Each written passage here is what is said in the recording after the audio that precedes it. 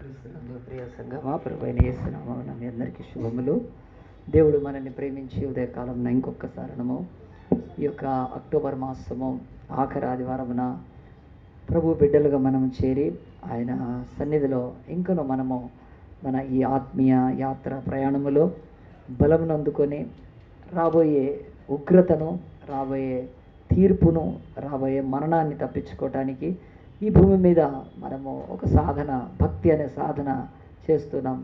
మరి ఇటు భక్తిలో మనకు కావాల్సింది జ్ఞానం కూడా కావాలి. ఒట్టి భక్తి అమాయకమైన భక్తి, జ్ఞానము లేని భక్తి, ఆ తర్వాత యథార్థత లేని భక్తి, ఇంకా ఈ లోకంలో మన భక్తి ఎందుకు చేస్తున్నామో తెలియని ఒక అవివేక భక్తి, ఇవి దేవుడి సన్నిధిలో మనకేమి ప్రయోజనం ఇవ్వవు. కనుక దేవుడి మందిరంకి వచ్చినప్పుడల్లా కూడా మనం శ్రద్ధగా దేవుడి యొక్క మాటలు వినడానికి ఇష్టపడితే తప్పక మేలు పొందుతాం. కనుక ఈ ఆదివారం కూడా మనం మరి వాక్యాన్ని పొందుకొని ముందుకు సాగటానికి మరి ఈరోజు మరి దేవుని యొక్క సన్నిధిలో ఒక అంశాన్ని మనం నేర్చుకోవడానికి ముందు మరి దేవుని యొక్క సన్నిధిలో మరి రాకముందు ఈ లోకంలో ఎన్నో ప్రాబ్లమ్స్ ఉన్నాయి, ఈ లోకంలో ఎన్నో సమస్యలు ఉన్నాయి.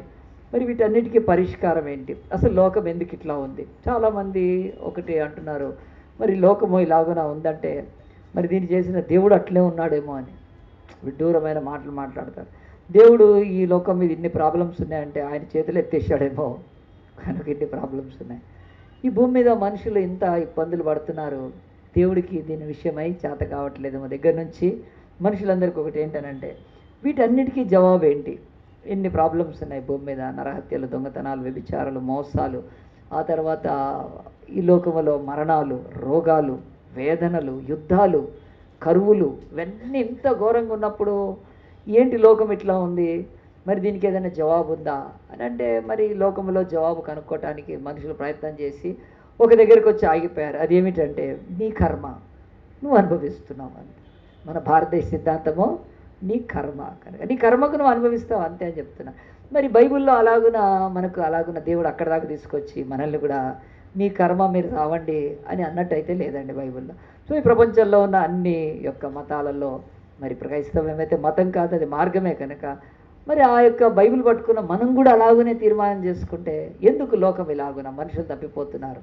సో కనుక ఈరోజు అది నేర్చుకోవాలంటే మన జీవితాలలో ఒక చిన్న జరిగిన సంఘటన ఏంటంటే, ఒక ఆయన బయలుదేరి అప్పుడున్న ఖండాలు మరి దాదాపుగా ఆఫ్రికా, ఇటు మరి యూరప్, తర్వాత ఆసియా, ఈ 3 ఖండాలు తప్ప ప్రపంచంలో ఇక స్థలం ఏమి ఎక్కడ ఎవడు లేడు అనుకొని వాళ్ళు ప్రయాణాలు చేసి వెళ్ళి సముద్రాలలో, అప్పుడు ఏరోప్లేన్ లేవు కనుక ఒక దగ్గరికి వెళ్ళినాక మహాసముద్రాలలో ఒక చోట ఒక పర్వతం కనిపించినప్పుడు దాన్ని దాటి వెళ్ళలేకపోతున్నప్పుడు చాలాసార్లు వెళ్ళి కష్టపడి ప్రయాసపడి ఓడలు తీసుకొని వెళ్ళి భయంకరమైన మరణాన్ని కూడా మరి ఆ యొక్క పక్కన పెట్టి, లేకపోతే ప్రాణాన్ని పక్కన పెట్టి వెళ్ళి అక్కడ దాకా వెళ్ళి ఒక చోట వాళ్ళు ఏం చేశారంటే ఇక ముందుకు వెళ్ళలేక పెద్ద పర్వతాలు అవి సముద్రంలోనే ఉన్నాయి, ఆగి అక్కడ ఉండి ఇక ముందుకు వెళ్ళడమే తెలియదు, ఇక ముందు లోకమే లేదు అని చెప్పి అక్కడ ఒక పెద్ద పర్వతాలు ఉంటే ఆ పర్వతాల దాని మీద ఏం రాపించారు తెలుసా అండి? నో మోర్ బియాండ్, అంటే ఇక ఇది దాటి ఏమీ లేదు అని చెప్పారు. ఇక తర్వాత వెళ్ళినోళ్ళు అనేకులు వాళ్ళు ఏం చేశారంటే నో మోర్ బియాండ్, ఇంకా తర్వాత ఏమీ లేదు. అక్కడ దాకా ఓడలు పడవలు వేసుకొని ఎంతో కష్టపడి, ఎంతో ప్రయాసతో, ఎంతో డబ్బు ధనము త్యాగం చేసి హగలు రాత్రులు తుఫానులకి, ఆ యొక్క భయంకరమైన చలికి, వర్షానికి, ఎండకు ఎండుతూ సముద్రాల్లోకి వెళ్ళి ఏదో కనుక్కోవాలని పోతే ఆడేముందంటే ఆ కొండ కనిపించి నో మోర్ బియాండ్, దీన్ని దాటి ఇంకా ఏమీ లేదు అని ఉన్నప్పుడు తిరిగి వెనకొస్తా ఉంది. కానీ కాలం అలాగున గడుస్తున్నా కొద్దీ మరి ప్రపంచంలో ఒకతను అనుకున్నాడు, కాదు వీళ్ళు చెప్పింది నేనైతే నమ్మను, నేను దానికి మించేదని ఉంటుంది ప్రయత్నం చేసి ఒక 3 ఓడలు తన రాజు దగ్గర అడిగి చేపించుకొని పెట్టి ఆ తర్వాత ఓడ ప్రయాణం చేసి వెళ్ళి ఏం చేశాడంటే ఆ పర్వతాలు ఎక్కడైతే నో మోర్ బియాండ్ అని ఉందో దాన్ని దాటి వెళ్ళి అతడు అమెరికాను కనుక్కున్నాడండి. ఫస్ట్ ఆయన పేరు ఏం పేరండి? Vasco da Gama. వాళ్ళు అందరూ చెప్తే అతను అనలేదు. అంటే ఎందుకు ఈ మాటలు చెప్తున్నానంటే ఆయన ఇండియాకి రావాలని ఆశపడ్డాడు. ఇండియాలో బంగారం ఉంది, వెండి ఉంది, వజ్రాలు ఉన్నాయి, వైడూర్యాలు ఉన్నాయని అతడు మరి ఆ యొక్క యూరోప్లో నుంచి ఇండియాకి రావాలని, కానీ దారి ఇటు రాలేదు. అది అడు తీసుకొని పోయి ఆయన అమెరికాను కనుక్కుంటే అమెరికాలో ఉండే వాళ్ళని ఇండియన్స్ అనుకొని వాళ్ళకి రెడ్ ఇండియన్స్ అని పేరు పెట్టాడు. ఎర్రగున్నారని చెప్పి రెడ్ ఇండియన్స్. అట్లా అమెరికా ఖండానే కనుక్కోవడం జరిగితే ఈరోజు మన వాక్యం ప్రకారం కూడా మనుషులు ఎందుకు తప్పిపోతున్నారు, ఎందుకు ఇట్లా అయిపోతున్నారు, ఎందుకు ఇలా పరిస్థితులు ఇలాగ ఉన్నాయి అని ఎంతో దాకా వెళ్ళి ఇంతే, ఇంకా మనుషులు వాళ్ళ కర్మకు సస్తారంతే, వాళ్ళ కర్మ అనుభవిస్తారంతే అని చెప్పి ఏం చేస్తున్నారంటే చేతులు ఎత్తేస్తున్నారు. మనిషి ఎంతవరకు భక్తి చేయగలదు, ఇంతవరకు దాంట్లో లేదు. మనిషి ఎంతవరకు నీతి, ఇంతవరకు ఇక లేదు. మనిషి ఎంతగా పరిశుద్ధుడు, ఇంతగా లేదు, ఇంక అంతే, ఎవడైనా అంతే అని చెప్పి అనుకుంటుంటే ఈ బైబిల్ చెప్తుంది మనుషులు ఎందుకు తప్పిపోతారో మనం ఈరోజు నేర్చుకుందాం. అలాగని అనుకోకుండా దేవుని యొక్క వాక్యంలో మనం తీద్దాం. అపోస్తుల కార్యం 14వ అధ్యాయం తీద్దాము. అపోస్తుల కార్యం 14వ అధ్యాయం తీస్తే మనుషులు ఎందుకు తప్పిపోతున్నారో మరి ఆ యొక్క కారణం చెప్పి చివరిలో దానికి నేను ముగింపు చెప్పినప్పుడు ఈ యొక్క చెప్పిన మొదటి భాగానికి కూడా మీకు లింక్ వస్తుంది కనుక అపోస్తుల కార్యం 14వ అధ్యాయంలో దేవుని యొక్క వాక్యం ఇలాగని చెప్తుంది. ఈ కొనియలో జరిగినది ఏమనగా, వారు కూడి యూదుల సమాజ మందిరంలో ప్రవేశించి తేటగా బోధించినందున అనేకులు యూదులను గ్రీసు దేశాలను విశ్వసించిరి. ఇది యాక్ట్స్ అనే బుక్, న్యూ టెస్టిమెంట్లో 5వ పుస్తకం అండి. 4 సువార్తలు ఉంటాయి న్యూ టెస్టిమెంట్లో, 5వది యాక్ట్స్ అనే అపోస్తులు చేసిన కార్యాల గ్రంథం ఉంటుంది కనుక దాంట్లో నేను 14వ అధ్యాయం చదివాను. యూదులు గ్రీసు దేశాలను విశ్వసించిరని చెప్పి ఈ కొనియలో జరిగింది. మరి ఏం జరిగిందంటే బైబిల్ చెప్తుంది, యేసు ప్రభు సంఘాన్ని స్థాపించి ఆయన పునరుత్థానుడై చచ్చి సమాధిలో బొందలో లేడు, ఆయన లేచి వెళ్ళిపోయాడు పరలోకానికి. తన శిష్యులకు అప్పచెప్పిన సంఘాన్ని 2000 సంవత్సరాల నుంచి దేవుడు దాన్ని విస్తరిస్తూ వస్తున్నాడు. కనుక ఈ కాలంలో ఒక దేవుడు, ఇంకొన్ని రోజులకి ఇంకో దేవుడు, ఆ తర్వాత ఇంకో దేవుడు, పూటకో దేవుడు, అది బైబిల్ చెప్పట్లేదు. ఒకే దేవుడు ఆయన తను ఏ పని చేయాలనుకున్నాడో కొంత సమయం ఎక్కువైనా చేసి తీరుతున్నాడు ఆ దేవుడు. అలాగున భూమి మీద ఇప్పుడు సంఘాన్ని కడుతున్నాడు. 10 మంది 100 మంది దేవుళ్ళు కాదు, ఆయనే దేవుడు. ఆయన తన శిష్యులకు అప్పచెప్పినప్పుడు ఆ యొక్క పేతురు యోహాన్తో పాటు తర్వాత ఇంకొద్ది మంది అపోస్తులు, ఇదిగో ఇక్కడ రాయబడ్డట్టుగా బర్నబా పౌలు అనే అపోస్తులు, గాడ్ సర్వెంట్స్, వాళ్ళు ఏం చేశారంటే ఈ ప్రాంతానికి ఏకరీకి వెళ్ళారు. అక్కడ వెళ్ళి వాక్యం చెప్తున్నారు, వాక్యం వింటున్నారు. వాళ్ళంతా వాక్యం విన్న తర్వాత ఏమైందంటే వాళ్లకు కంపరం పుడుతుంది, కోపం వస్తుంది. ఏమరా మాకు వచ్చి కొత్త మతం చెప్తున్నారు, మా దేశంలో ఆల్రెడీ మతం ఉన్నాయి, మా దేశంలో దేవుళ్ళు ఉన్నారు, మా దేశంలో ఆచారాలు ఉన్నాయి, మా దేశంలో దేవుళ్ళు ఉన్నారు, మళ్ళీ మీరు కొత్త దేవుడిని ఏమన్నా తీసుకొస్తున్నారని చెప్పి అని వాళ్ళతో వాదించలేరు, తర్కించలేరు, గెలవను లేరు. వాళ్ళకున్న శక్తిలకు ఎవరికి ఉండదు. వాళ్ళు అద్భుతాలు చేస్తూ ఉన్నారు.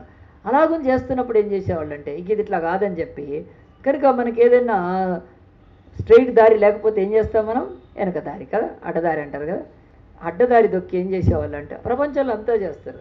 ఏం చేశారో చూడండి ఆ 14వ అధ్యాయంలో వాళ్ళు 5వ వచనంలో, మరియు అన్యజనులను యూదులను తమ అధికారులతో కలిసి వారి మీద పడి వారిని అవమానపరిచి రాళ్ళు రువ్వి చంపాలి అని డిసైడ్ చేసేసుకున్నారు. ఇంకంతే, ఇక వాళ్ళతో వాక్యం మనం మాట్లాడలేం, వాళ్ళకున్న శక్తి మనకు లేదు, వాళ్ళకున్న తార్కిక జ్ఞానం మనకు లేదు, వాళ్ళకున్న ఆ యొక్క పరిశుద్ధత కానీ ఆ ప్రేమ ఏమీ లేవు మనకు. మన దేశంలో వాక్యం చెప్పొద్దు అంతే. ఏం చేయాలి, ఇక చంపాలి, రాళ్ళు పెట్టి కొట్టాలి.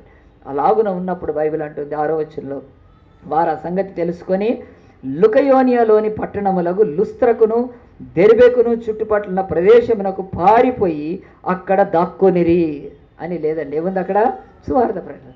వీళ్ళు మహామండోళ్ళు, ఇక్కడదంతే అక్కడ చెప్తారు వాక్యం, అక్కడదంతే ఇంకోది, ఎక్కడ ఊరుకోరు వాళ్ళు. ఏమి వాళ్ళకు ఓపిక అండి దేవుడు వాక్యం చెప్పేది కదా. ఆలోచించండి, కొంచెం మనకు బస్సు లేట్ అయితే, కొంచెం కడుపు నొప్పి వస్తే, కొంచెం తలకాయ నొప్పి వస్తే, కొంచెం ఏదైనా ఇంట్లో నీళ్లు రాకపోతే, కొంచెం ఇంకేదైనా కానీ మనసు బాగలేకపోతే, ఎందుకంటే నేను అంత సీరియల్ చూడలేదు ఈరోజు, మనసు బాగాలేదు కనుక కరెంట్ లేక కానీ చర్చి ఎగ్గొట్టేస్తారు, చర్చికి వెళ్ళారంటే అసలు కదా. నాకు అక్కడ నొప్పి ఇక్కడ నొప్పి నేను రాలేనని చెప్పి ఏదో ఒకటి సాగు పెడితే తంతుంటే పోయి ఇంకో చోట చెప్తున్నారు ఏంటండి వీళ్ళు. వాళ్ళు నిజమైన దేవా మేము ఎట్లా రక్షింపబడ్డామా, ఎట్లా మారు మనసు పొందాం, ఈ భాగ్యము, ఈ యొక్క పరమ భాగ్యము ఇది ఎవ్వడు వెండి డబ్బులు బంగారం పెడితే వచ్చేది కాదు. మనం చెప్తే వాళ్ళు వినాలి, విశ్వసించాలి, రక్షణ. ఇంత గొప్ప సువార్తను వారు దాచిపెట్టుకోకుండా ఒక దగ్గర తన్ని ఎల్లగొట్టేస్తే ఇంకో దగ్గర పోయి దాక్కునేవాళ్ళు కాదు, అక్కడ వాక్యం చెప్పాడు. అలాంటి మహాభక్తుల చేత సంఘాన్ని కట్టించుకుంటున్నాడు కనుక మనం కొంచెం బాగలేకపోతే చర్చికి మానేస్తారంటే మన భక్తి ఎక్కడుందో ఆలోచించండి. కొడుతున్నా, తంతున్నా, తిడుతున్నా, చంపుతున్నా వెళ్ళి సువార్త చెప్తున్నామే, వాళ్ళు జీవంగల దేవుణ్ణి సరిగ్గా ఎరిగిన వారు, రక్షణ పొందిన వారు కనుక ఈ యొక్క లుస్త్రలో నుంచి ఆ యొక్క ఈకొనిలో వచ్చి లుస్త్రకి వెళ్ళిపోయారండి పౌలు వారు. వెళ్ళి ఏం చేస్తున్నారు అక్కడంటే 7వ వచనంలో, లుస్త్రలో బలహీన పాదములు గలవాడు ఒకడు ఉండెను. అతడు పుట్టినది మొదలుకొని కుంటివాడై ఎన్నడూనూ నడవలేక కూర్చుండి ఉండేవాడు. అతడు పౌలు మాటలాడుట వినెను. పౌలు అతని వైపు తేరి చూచి స్వస్థత పొందుటకు అతనికి విశ్వాసం ఉండనని గ్రహించాడు. అక్కడ మీటింగ్ జరుగుతుంది. ఆ మీటింగ్ చాలామంది వచ్చారు. ఆ లుస్త్రా అనే ప్లేస్ పేరు అది, లుస్త్రా అని. అక్కడ కూర్చున్నప్పుడు పౌలు లేచి మాట్లాడుతున్నాడు. ఆయన చెప్తా ఉంటుంటే ఒక అబ్బాయి వింటా ఉన్నాడు. అతనికి కాళ్ళు బాగలేవు, బలహీనంగా ఉన్నాడు, దాదాపుగా కుంటివాళ్ళలాగా ఉన్నాడు. అలాంటి వ్యక్తి వింటూ ఉంటున్నప్పుడు పౌలు చూస్తూ ఉన్నాడు, చెప్తూ ఉన్నాడు. కానీ అతనిలో భ్రమించాడు. మరి పౌలు ఆ రోజు ఏం చెప్తున్నాడు? ఆయన వాక్యం చెప్తున్నాడు.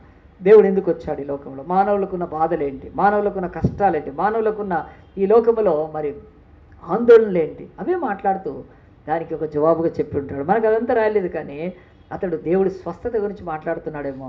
అసలు మానవులు ఇన్ని రోగాలతో అనుభవించడానికి మరి మానవులు చేసిన పాపం బట్టి కారణమే. మరి యేసు ఈ లోకానికి వచ్చి ఏం చేశాడు? ఆయన పొందిన దెబ్బల గాలి చేత విడుదల అని బహుశా యెషయా గ్రంథం ఎత్తి యేసుప్రభు ఎలా స్వస్థపరిచాడో మేము ఆయనకు సాక్షులము, మా ద్వారా కూడా ఎన్నో అద్భుతాలు జరిగినాయి, ఇది నమ్మితే జరుగుతుందని చెప్పి అలాగున చెప్తున్నప్పుడు ఆ అబ్బాయి అలాగే విన్నాడండి. వింటూ ఉన్నాడు. ఆ తర్వాత అతను ఎట్లా వింటున్నాడో, అతనిలో హృదయంలో విశ్వాసం కలిగిందేమో అది సేవకుడికి తెలిసిపోతుందండి. అతడు స్వస్థత పొందే విశ్వాసంలోకి వచ్చాడని పౌలు గ్రహించేశాడు. మీరు కూడా చెప్తున్నాను వినండి, దేవుని సేవకులకు అనుకుంటారు అందరూ వాక్యం విన్నట్టు ఉంటారు, కానీ అందరికి విశ్వాసంలోకి లేదండి. చాలాసార్లు మేము కూడా చెప్పిన తర్వాత వాళ్ళకి విశ్వాసం లేదు, మీ విశ్వాసాన్ని వృద్ధిపరచుకోండి అంటే కదండి, వాళ్ళు వినరు కనుక ఏదో నోటికైతే ప్రార్థన చేస్తాం చాలాసార్లు, కానీ తెలిసిపోద్దండి సేవకులకు దేవుడు ఇచ్చాడు ఆ గ్రహించేది. ఎవరికి విశ్వాసం ఉంది, ఎవరిలో విశ్వాసం లేదో ఖచ్చితంగా సేవకులకు తెలుస్తుందండి. అదొక వరం వాళ్ళకి. నేను చెప్తున్నాను వినండి, నేను ఎంతోమంది నా దగ్గరకు వచ్చి ప్రార్థన చేయమంటారు, కానీ పెదవులతో అడుగుతారండి అంతే. అప్పుడు ప్రార్థన చేస్తున్నప్పుడు నేను దుఃఖంగానే మనసులో చేస్తాను, ప్రభా వీళ్ళకి ఏమీ ఫెయిత్ లేదు, ఉట్టిగా అడుగుతున్నారు అని చెప్పి నేను తృణీకరిస్తే ఏమవుతారు, వాళ్ళు వెళ్ళిపోతారు. కానీ నేనేం ఆశపడతాను, ఇంకొకసారైనా ఫెయిత్లోకి వస్తారని ఆ కాడికి నేను ప్రార్థన చేస్తానండి. బైబిల్ చెప్తుంది, దేవుడు ఈ లోకంలో ఒక మార్కెట్లోకి వెళ్తే ఎవడు సరుకు కొంటాడో వాడికి తెలుసండి కదా. చిన్న షాప్ దగ్గరికి వెళ్ళండి, మనం కొనేవాళ్ళమో కాదో వాడు గుర్తుపడతాడు కస్టమర్ని. అలాంటిది దైవ సేవకులకు ఎవరికి విశ్వాసం ఉందో లేదో గ్రహించలేరు అనుకుంటున్నాను, ఖచ్చితంగా గ్రహిస్తారు. పౌలు చూచాడు. ఎంతమంది వింటున్నా పౌలు చెప్పిన మాట గ్రహించిన తర్వాత వెంటనే పౌలు ఏం చేశాడో చూడండి. బైబిల్ అంటుంది, నీ పాదములు మోపి 10వ వచనంలో గ్రహించి నీ పాదములు మోపి సరిగా నిలువమని బిగ్గరగా చెప్పినప్పుడు అతడు గంతులు వేసి నడవసాగాను. చప్పట్లు కొడదామండి ఒక్కసారి. బైబిల్ ఏం చెప్తుంది ఇక్కడ? దేవుడి సన్నిధికి వచ్చి దేవుడి మాటలు వినటాన్ని బట్టి ఒక వ్యక్తికి విశ్వాసం కలుగుతుంది. వినటాన్ని బట్టి ఆ విశ్వాసము కలిగిన తర్వాత దాన్ని వ్యక్తపరచడం, అంటే ఆ విశ్వాసాన్ని ఆ యొక్క ఒప్పుకోవడం, ఫెయిత్ కన్ఫెషన్. ఈయన చెప్తున్న మాటలు నిజమే అని నమ్మాడు, విశ్వాసం వచ్చేసింది. విశ్వాసం వచ్చిన తర్వాత కూడా విడుదల రాదు, దాన్ని కన్ఫెస్ చేయాలి. కన్ఫెస్ చేయాలంటే ఏం చేశాడు? పేతురు చెప్పిన మాటకు నువ్వు లేచి రా నడువు అన్నాడు, అంతేనండి. వెంటనే లేచి గంతులు వేశాడని చెప్తే బైబిల్ ఇక్కడ మనకు చెప్పే ఒక పాఠం ఏంటంటే, చాలామంది చర్చెస్కి వస్తున్నారు కానీ బైబిల్ అయితే అంటుంది దేవుడి వాక్యం వినట్లేదని. వినటానికి ఇష్టపడట్లేదు, ఏదో విన్నట్టుగా చేస్తున్నారు తప్ప విశ్వాసము కలిగేటట్టు మన జీవితాల్లో గ్రహించేటట్టు మనం వాక్యం మీద శ్రద్ధ పెట్టినప్పుడు అప్పుడు మనలోకి ఫెయిత్ వస్తుందండి. కనుక ఈ యొక్క పౌలు ఏమన్నా ముట్టుకున్నాడా అండి? పౌలు అతన్ని ముట్టుకున్నాడా? ముట్టుకోలేదండి. పౌలు ఏమి చేయలేదు, నూనె రాశాడానికి రాలేదు, ఖర్చు వేసాడా? వేయలేదు. అంటే ఈ లోకంలో ఈ ఖర్చీఫ్లు అమ్ముకొని నూనెలు ఇచ్చేసి వీళ్ళందరి దగ్గరికి పోయి ఏదో జరుగుతాడు. పౌలు ఎప్పుడు అట్లా చేయలేదండి. వినాలి, వింటే విశ్వాసం వస్తుంది. విశ్వాసం వచ్చిన తర్వాత నీకు విడుదల వస్తుంది. ఇది పక్కన పెట్టి చాలామంది ఎక్కడికైనా సరే ఆ యొక్క ఖర్చీఫ్లు కావాలని, నూనెలు కావాలని వాటి వెనుక తిరుగుతూ ఇంకేదో కూడా వెనక్కి పడేస్తూ ఉంటే చూడాలని చెప్పి ఇలాంటి చోద్యాలు ఎప్పుడు కూడా చేయలేదండి పౌలు. నిజభక్తులు ఎప్పుడు చేయరు. నేను ఎంత చెప్పినా సరే నా ఖర్చీఫ్ పని చేసుకోవడం అనడం ఏంటి, నూనె పని చేస్తుందని నేను చెప్పడం ఏంటి? అసలు నీకు ఫెయిత్ కావాలి, ఫెయిత్ విశ్వాసం రావాలి. కనుక విశ్వాసం ఒక్కసారి వచ్చిందంటే ఇక నీకు జీవితంలో ఇవి ఏవి కూడా అవసరం ఉండదు. సో చాలామంది ఈరోజు అలాగున పౌలు కూడా ఆయన వాక్యం చెప్తూ కదండి, ఆయన తేరి చూచాడు, మైకి పట్టుకొని కాలు కదా కాలిన పిల్లిలాగా అటు ఇటు తిరిగాడని ఉందా లేదా? అంటే ఈరోజు ఇదంతా కూడా దేవుని వాక్యంలో లేనివి ఎక్కువ మనం చూస్తున్నాం. కనుక నమ్మండి, బైబిల్ అంటుంది లుస్త్రలో అనేక సంవత్సరాల నుంచి బలహీనుడు, అనేక బోధలు విన్నాడు, అనేక స్థలాలకు వెళ్ళాడు. ఇంకొక్కసారి పౌలు కూడా చెప్తున్నప్పుడు విన్నప్పుడు దేవుడి మాటలు అవి జీవపు బాటలు కనుక ఆ మాటలు విని గ్రహించి వెంటనే విశ్వాసం వచ్చినప్పుడు లేచి నడిచేసేసాడండి. ప్రియ దేవుని బిడ్డ ఆలోచించండి. దేవుడి యొక్క మాటలో మనకు విడుదల ఉందని నమ్మితే మనం దాన్ని చాలా శ్రద్ధగా వింటామండి. దేవుడి మాటలో శ్రద్ధగా వింటాం. మరి దేవుని యొక్క వాక్యం అయితే చెప్తుంది. మరి పౌలు ఇక్కడికి వచ్చి లుస్త్రలోకి వచ్చి లేకపోతే ఈ యొక్క ప్రాంతానికి వచ్చి ఆయనకు తెలుసు, మాట్లాడుతూనే అతడు ఏం చేశాడంటే అతనిలో విశ్వాసం ఉందని చెప్పి దాన్ని త్వరగా చేసేసేసాడు. ఎందుకంటే లుస్త్రలో వచ్చిన ఈ పౌలుకు తెలుసు ఇక్కడ కూడా ఎక్కువ టైం ఇవ్వరు కనుక ఆయన వచ్చి టైం వేస్ట్ చేయలేదండి. రాగానే వాక్యం చెప్పడం మొదలుపెట్టాడు.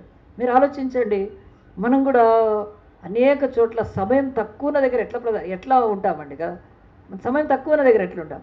ఇప్పుడు ఎగ్జామ్కి వెళ్ళారు ఒకళ్ళు కదా, అక్కడ టైం ఎక్కువ ఉంటుందా తక్కువ ఉంటుందా కదా. చక్కగా ఎగ్జామ్ స్టార్ట్ అయింది కదా, స్టార్ట్ కాగానే ఖర్చు తీసుకొని మంచి మొహం తుడిచి అలాగే ఎగ్జామినర్కి అర్థమైంది ఇదేం క్యాండిడేటు, టైం ఎంత తక్కువ ఉంటుంది, అప్పుడు ఇవి చేసే టైం ఉండదండి కదా.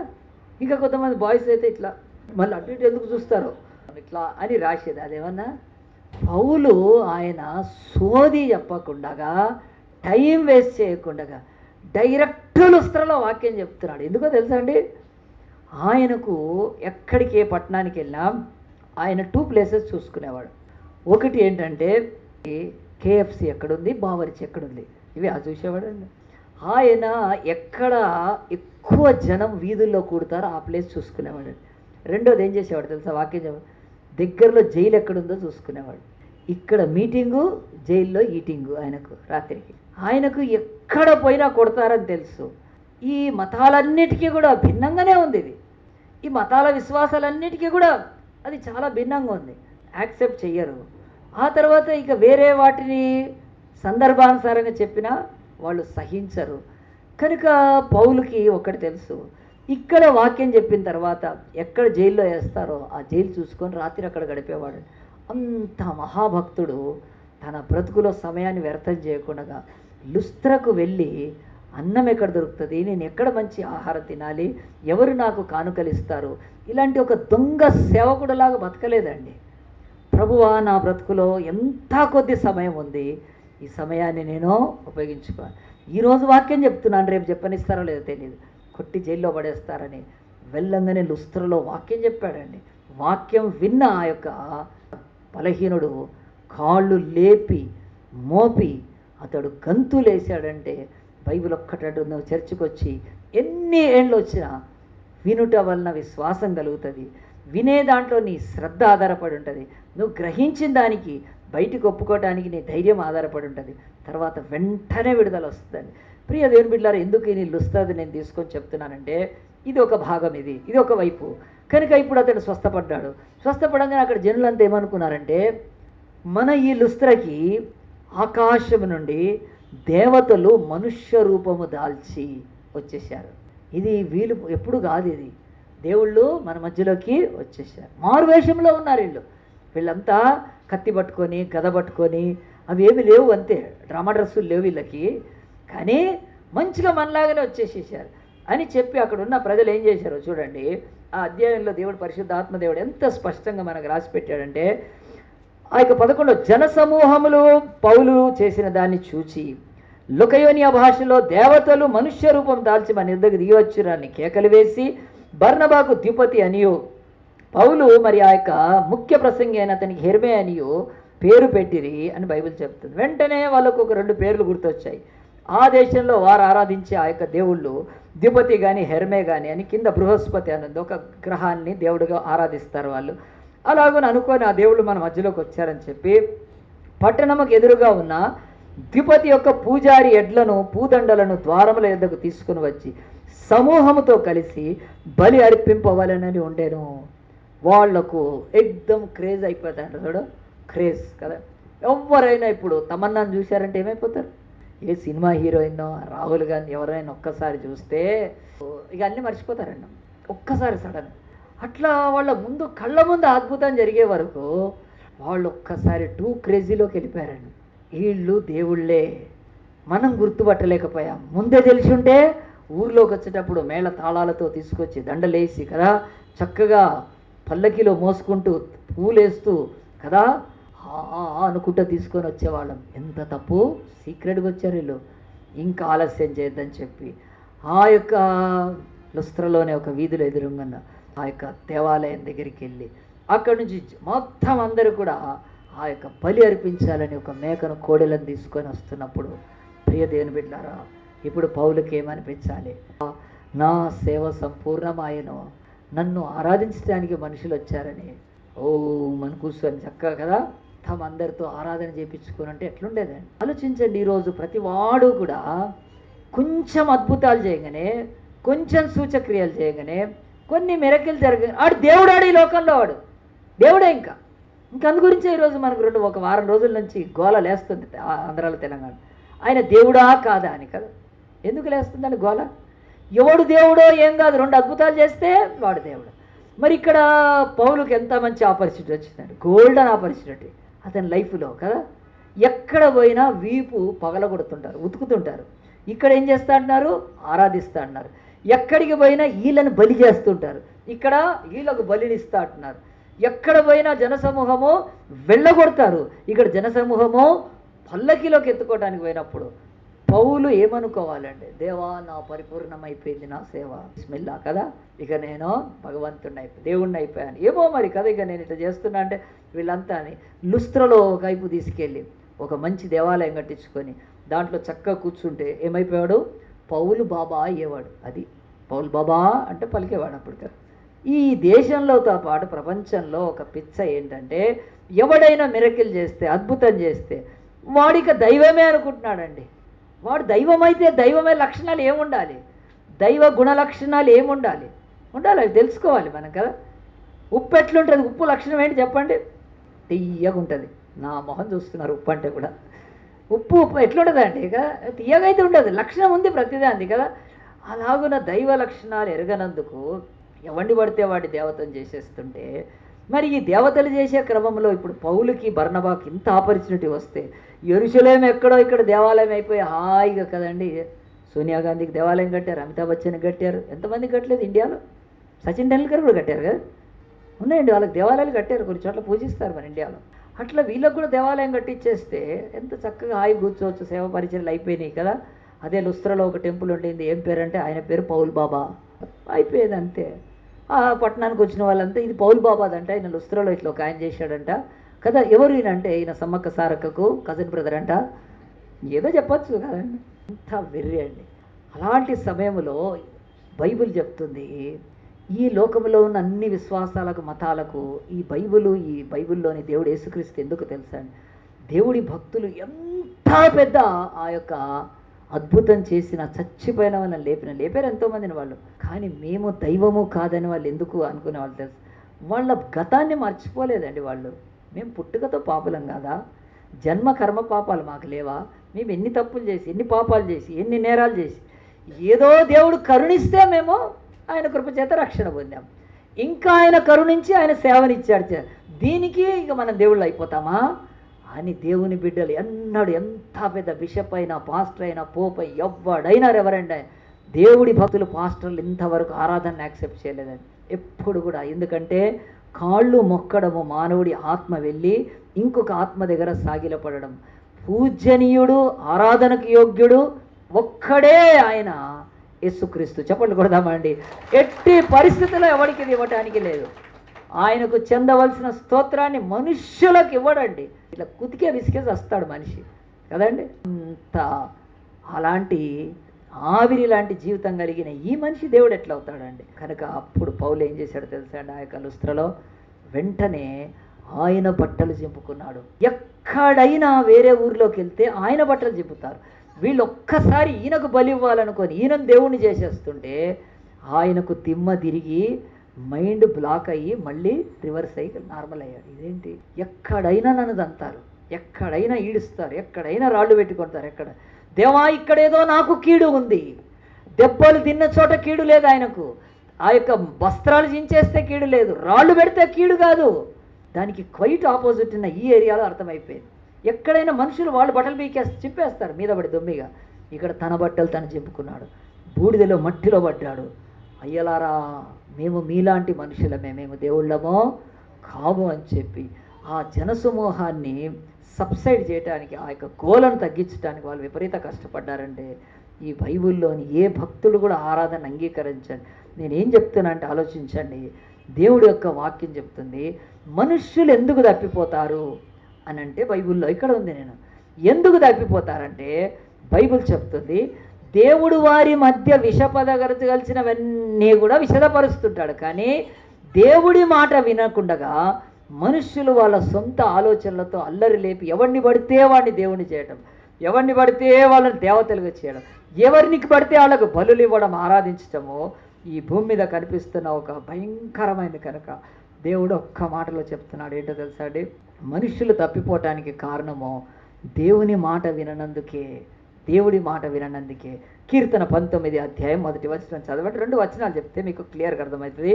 కీర్తన 19 అధ్యాయము 1 వచనంలో ఆకాశములు దేవుని మహిమను వివరించుచున్నవి, అంతరిక్షము ఆయన చేతిపై ఉన్నది ప్రచురపరుచున్నది, పగటికి పగలు బోధించుచున్నది, రాత్రికి రాత్రి జ్ఞానమును బోధించుచున్నది.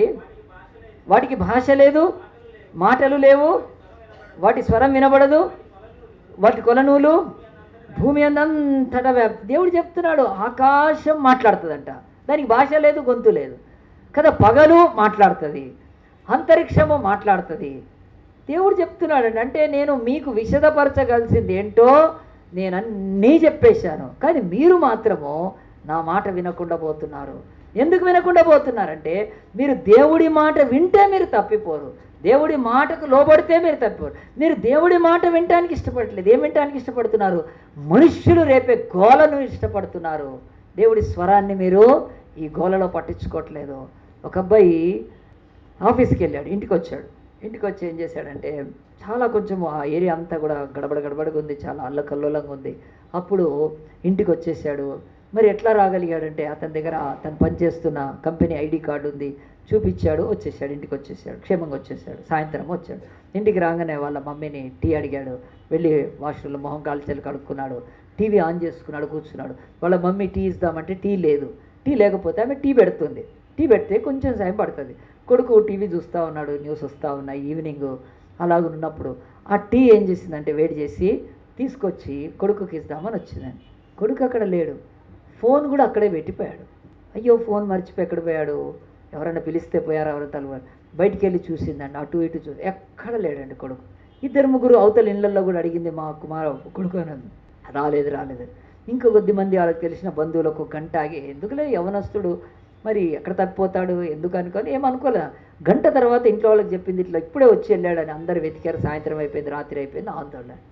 రాత్రి వెళ్ళి పోలీస్ స్టేషన్లో కంప్లైంట్ ఇవ్వాలని వెళ్ళారు. అది కూడా వీలు పట్టడం చాలా కష్టమైంది, కానీ ఇచ్చారు పోలీసు వాళ్ళకు. ఇచ్చిన తర్వాత రాత్రి అంతా రాలేదండి. ఎక్కడికి వెళ్ళిపోయాడు. తల్లి ఆందోళన. ఇంట్లో వాళ్ళు కూడా టెన్షన్లో పడ్డారు. తెల్లవారిందండి. తెల్లవారితే వచ్చేస్తాడేమో అనుకుంటే 7 అయింది, 8 అయింది.